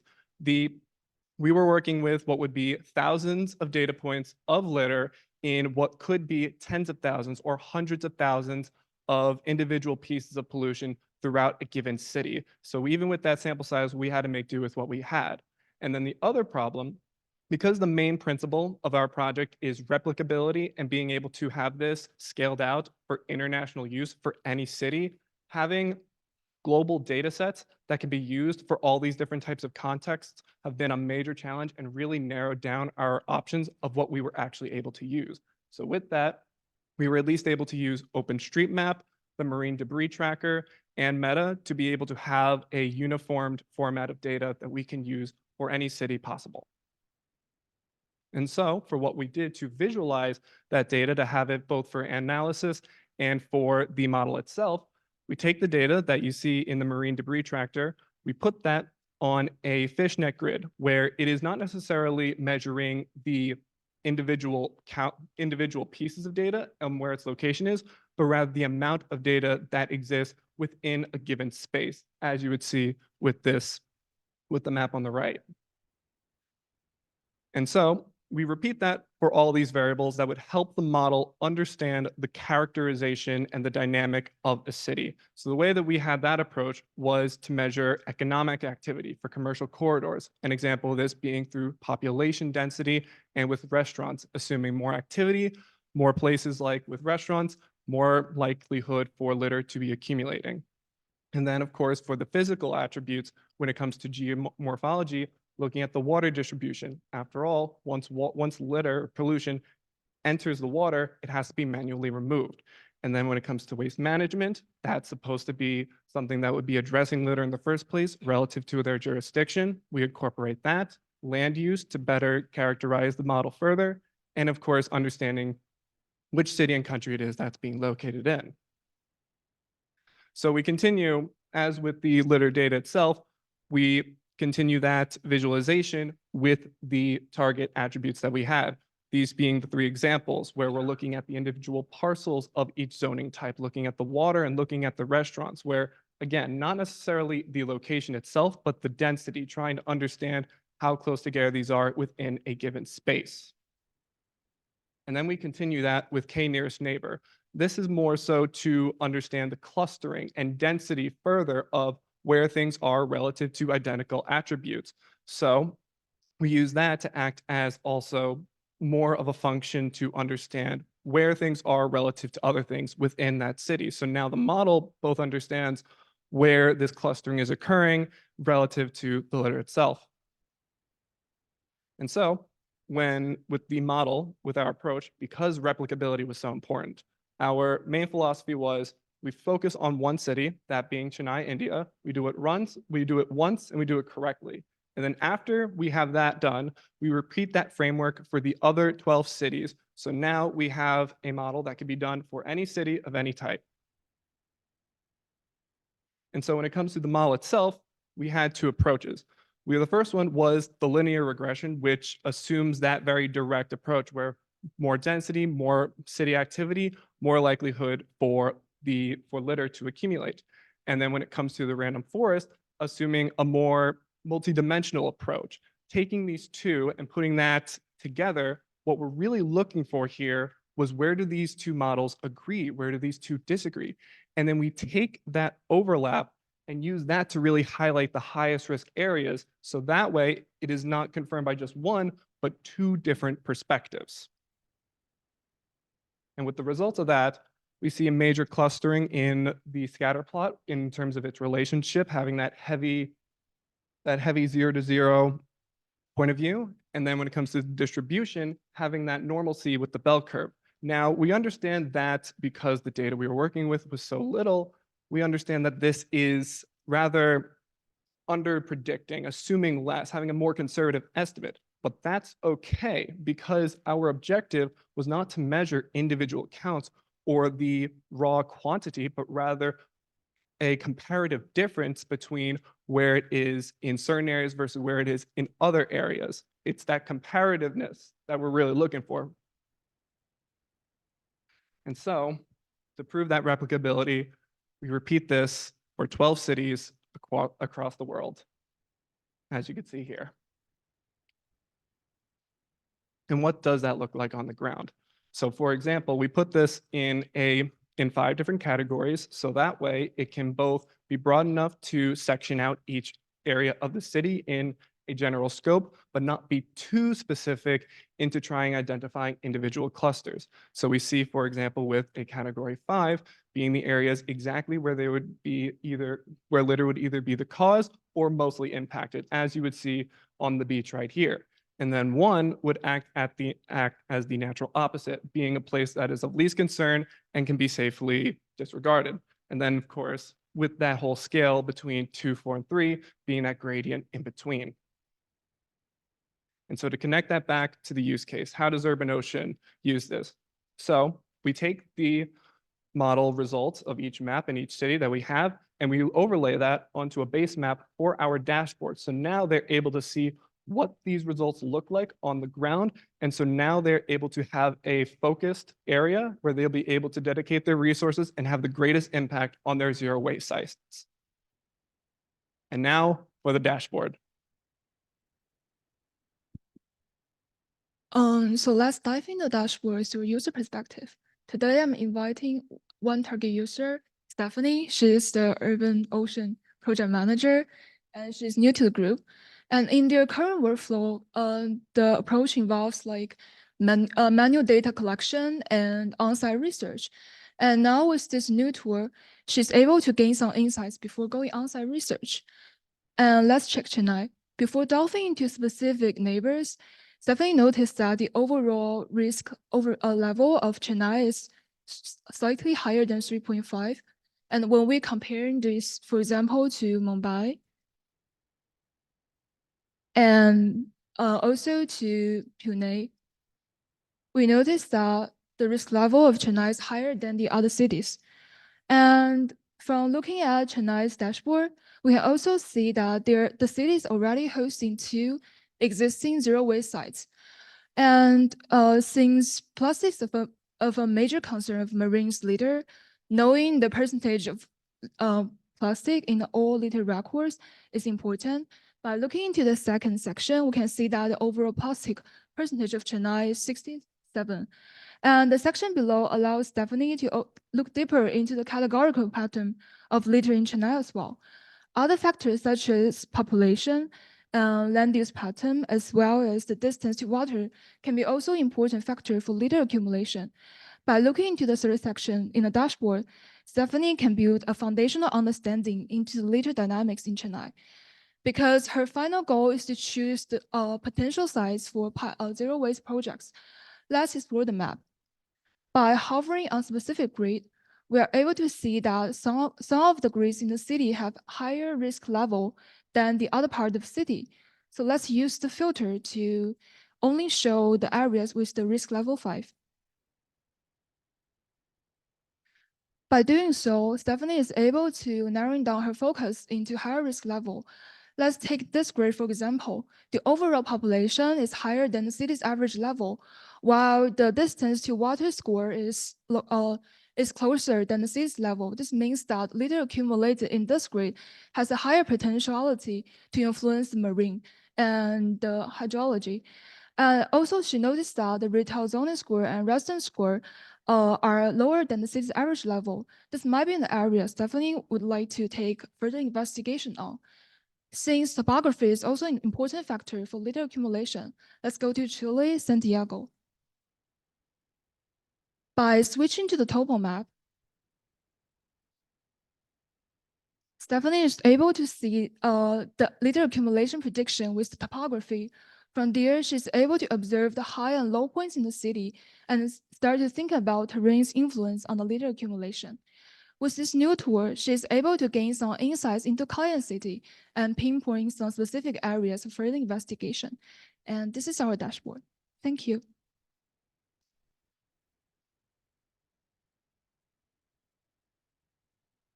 Thank you so much. That was a great presentation. So we have Jenna and Edith on Zoom, and we have Daniel live. So I suppose I'll turn it over to your client group for their comments and questions. I'll just give this to you, and you can back and forth with your colleagues as they're asking. Hi, Jenna. Hi, Edith. If y'all want to take the first stab, please do so. And thank you for joining, by the way. And group, amazing job. Yeah, I'll just say great job. It's really, really fun to this, and it's actually really similar to what we've been doing just sort of in the US. So it's really great to see. I'm curious about, and I apologize because I missed all the other ones. This dashboard is in, I see that's in GitHub, but is this as a I mean, like we've used ArcGIS Online. Can you explain to me how is this dashboard just raw programmed, or can you give me a little bit more insight on how you create this dashboard? Thanks for the question. We actually just use the basic web developer languages like HTML, CSS, and JavaScript for it. And you can see, and we also use the leaflet. We also use the leaflet package for this. And I feel like using the fundamental language allows us more flexibility into customizing the visualization. Got it. Okay, so I see leaflet and Mapbox. Okay, cool. That's helpful. Danny, I'll pass it over to you. Because I know you've been so much more deeply involved, and so you probably have some great questions. Sounds good. Jenna, do you mind if I ask you a question since we have you? In terms of identifying where zero waste pilots, because I know this is something that's been something that we've talked about. how would you go about then further kind of validating the sites that have been identified via the team's efforts here? Like, what would you do on the ground as a next Right. phase to validate that? So that's exactly we had developed a risk model for the Mississippi River Basin, and now we've been working with EPA to do it for the entire US. And we went out and did some validation sampling. So we went and did random transects so we predicted what we would see in other cities. So for example, we predicted New Orleans, and we've never collected data in New Orleans. And then we went and collected data there. And we found similarly with what the students presented that we were under predicting. But we were relatively correct. So whatever student said, the model is under predicting, but it's more about relative risk. That's exactly what we said too, because there are so many hyper local influences for litter that it's very challenging to predict the exact number. But I think what is really helpful to decision makers, and that you all have done a great job here, is talking about the risk. And then we were also looking at floodplain analysis and that kind of thing to intersect it with hydrology. So it's risk of quantity of litter, and then a relative risk of quantity, and then risk to the environment or getting into a waterway. So you can start to intersect those. So I think to validate that, you just need more data. So I think the students articulated it well. So either we would need to collect more data to refine the model, but is that a good use of time considering, like this gives us relative risk? Does it really matter? Like we know where the highest risky areas are, then we can start to address the systems that are there that maybe aren't working optimally. And so I think it starts to be, you weigh your time and effort on certain things. It's probably better to kind of develop systems to address the issues than maybe make sure that, the model is exactly predictive when relative risk, what seems more important. But yeah, going back to where they predicted to collect data is how you could try to validate or then refine the model. Sorry, that was a really long answer, Danny. I appreciate it, Jenna. And back to the team before I turn it over to Edith for comments and questions. What would be if you had more time, right? What would you have wanted to add? I know we talked about hydrology, we talked about topography, but because it's a global data set, it's so difficult to get to that granular level. That would be like what I would want, right? Like in terms of can we look down at the block level? What would be that's an example of that? What would be the thing that you would wanted to delve into further? I think with respect to the dashboard, we would have loved to add like urban typology and urban form, because that really dictates like density of population, yes, but also like density of building form really dictates how trash is being dispersed and like how it's being collected as well. So that's definitely one thing. Yeah, I think like you sort of just like gave out that answer. Because of like the limited time constraints that we had to go with global data sets. We could have, if we had more time, we probably could have found more granular data sets for each of the 12 cities, but we wanted something that could serve each of the cities. So even though we probably could have like tried to find like a particular granular, more accurate data set to use as a variable for each of the cities, I think this is the approach that we went with, but yeah. It's a wonderful advance. Edith, any questions or comments? My question was going to be along similar lines to yours, Danny. It's just, what do they feel like they ran out of time with on this? I'm super impressed with how much you were able to do in, I think it was just like 4 or 5 months since we initially spoke with you. So really just our thanks for doing this. And I guess just maybe for a different question, if there are any insights that you haven't had a chance to share in your presentation, I'd love to hear any kind of further thoughts or insights or learnings that you all had, but really appreciate all the work that went into this. Great job.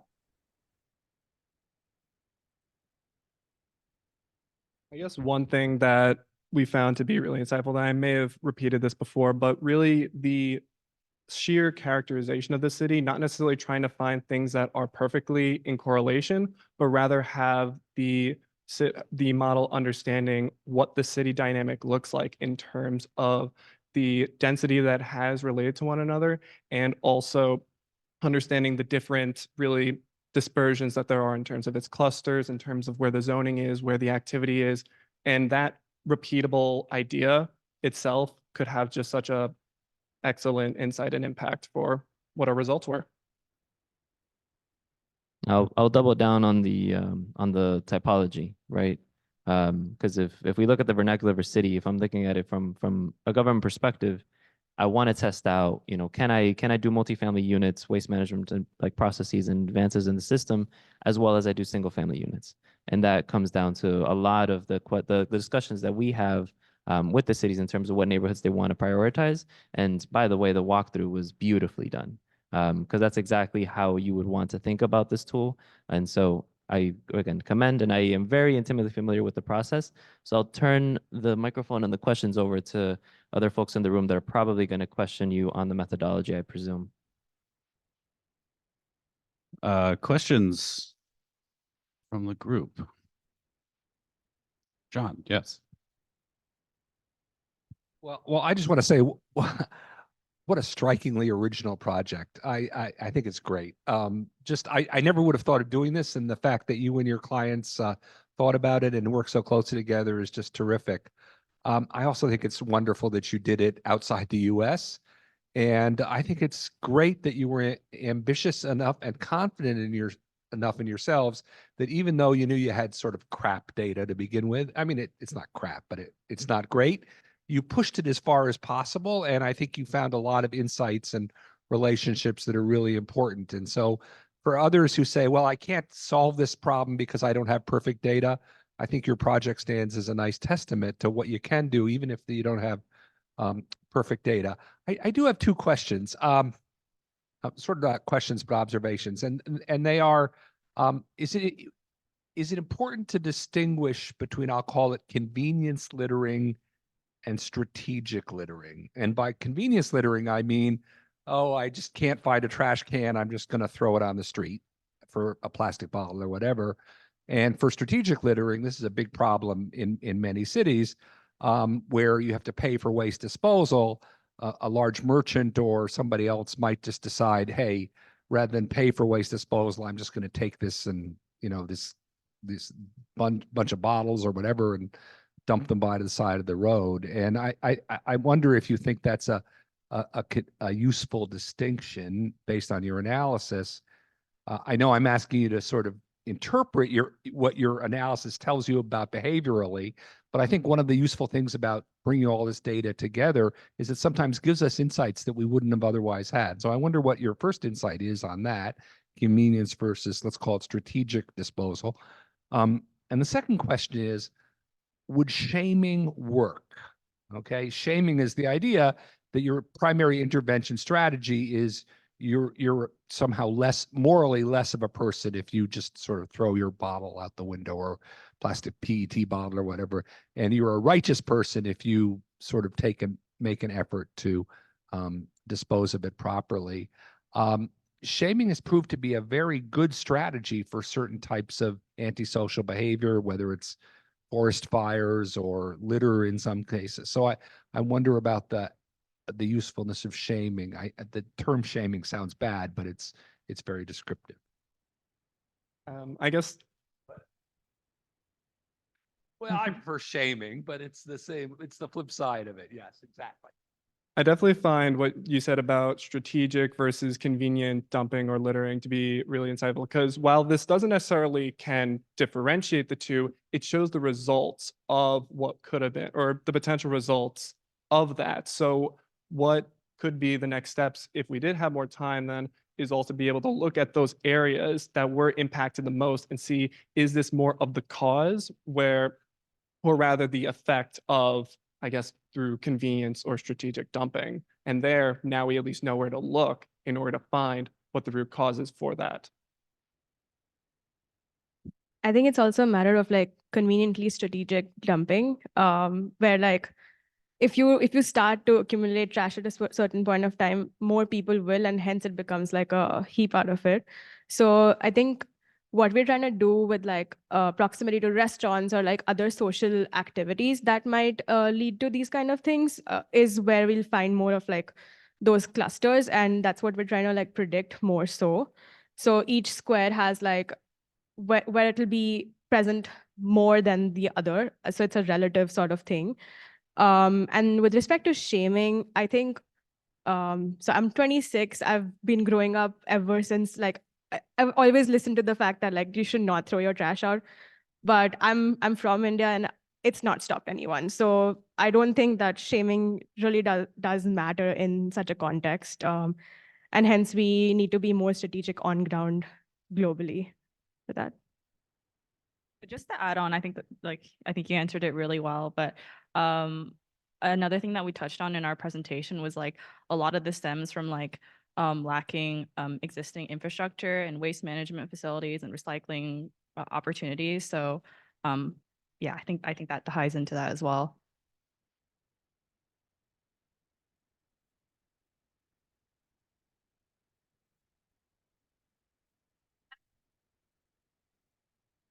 I've lived in like two of the cities that that you have covered, and trash is complex. It is so complex. It's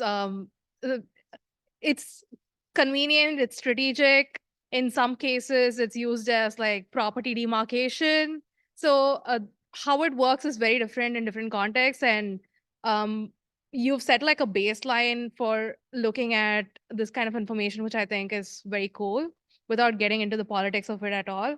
And I'm really excited to see how your work grows. Thank you so much.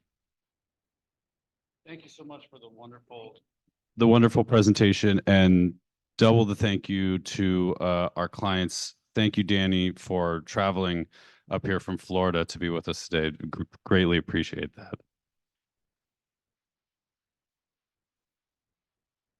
Okay, so that is our last group for the day, and our last group for the semester. And for some of you, the last presentation you might give or see in your Penn career. So maybe it's time for a little bit of reflection on what you've accomplished. Notably, one thing that I think characterized this year's projects is that they were hard. We took a step up. That last project you saw, that was really, really hard. It was very innovative, and the students put a lot of work into trial and error. And I really appreciate the faith that you put in Matt and myself and the clients, that we scoped these projects for you, and we weren't just telling you that this is what the project you're going to do to like run you around or waste your time or test your will.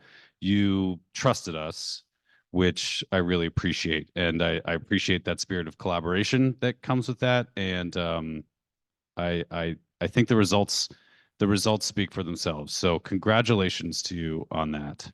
I also think this last project is a great example of really good collaboration with the client. Danny met with the students very frequently, which is not something we necessarily ask of our clients. We say, you can drop off the scope of work that you design with us at the doorstep and a data set, and we know you have a busy career and you don't have to do more than that. And you did quite a good bit, as did many of our clients, so we really appreciate that. We begin to design these projects, we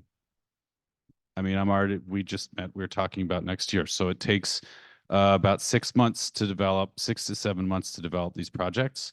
And so there's time that went into it that, Danny and Jenna and Edith and other clients that we spent together beforehand. So thank you for that. I think that this project is maybe a good springboard for talking about the professional career that you're going to undertake, which is like, we had this moment where we were discussing the project where we said, okay, the fact that you've got something that is just good enough, and I remember you laughed at me when I told you this early in the semester. I said, just a little bit better than nothing is something, right? And so these global problems and areas where there are data poor environments. And I don't mean poor in that data don't exist, but like they haven't necessarily been put forward to you in standardized formats the way you might see with some things in the United States, which I'll tell you is a very recent thing. But this field of data science, quote unquote, is moving so fast that I think some of the things that used to make people go, wow, are maybe a little bit less wow. You know, people know that you can put points on a map. People know that you can write an algorithm and whether it show somebody an ad or forecast bus performance, people know that this is within the realm of the possible. But when it goes to looking at some of the things that are actually profound yet maybe simple or represent incremental but important improvements, but have a little bit less pizzazz factor, I think we're maybe in a nice position where we're not necessarily chasing. There are plenty of people chasing shiny objects around, and I could sit here and tell you about large language models and the future of technology or whatever. But I think it's good to sort of meditate on like, this is in the service of doing something really important, making somebody's lives better, saving the planet, stuff like that. So I encourage you to, when you go out there, think about the good that you can do, and you know, don't be afraid to think small, because that might actually be thinking big. Okay. So I'm going to turn the microphone over to Matt to close the semester, but I want to say I'm grateful to have worked with all of you, and I appreciated our time together, and well done. And you're no longer students, we're colleagues. So let's enjoy some food and drink afterwards. So thank you all.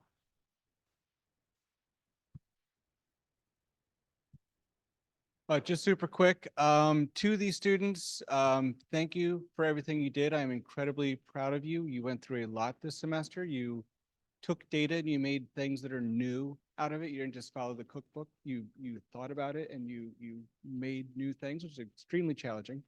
But yes, you are now our colleague. So as such, you know, great job. You guys killed it. I'm very, you know, excited to work with you in the future.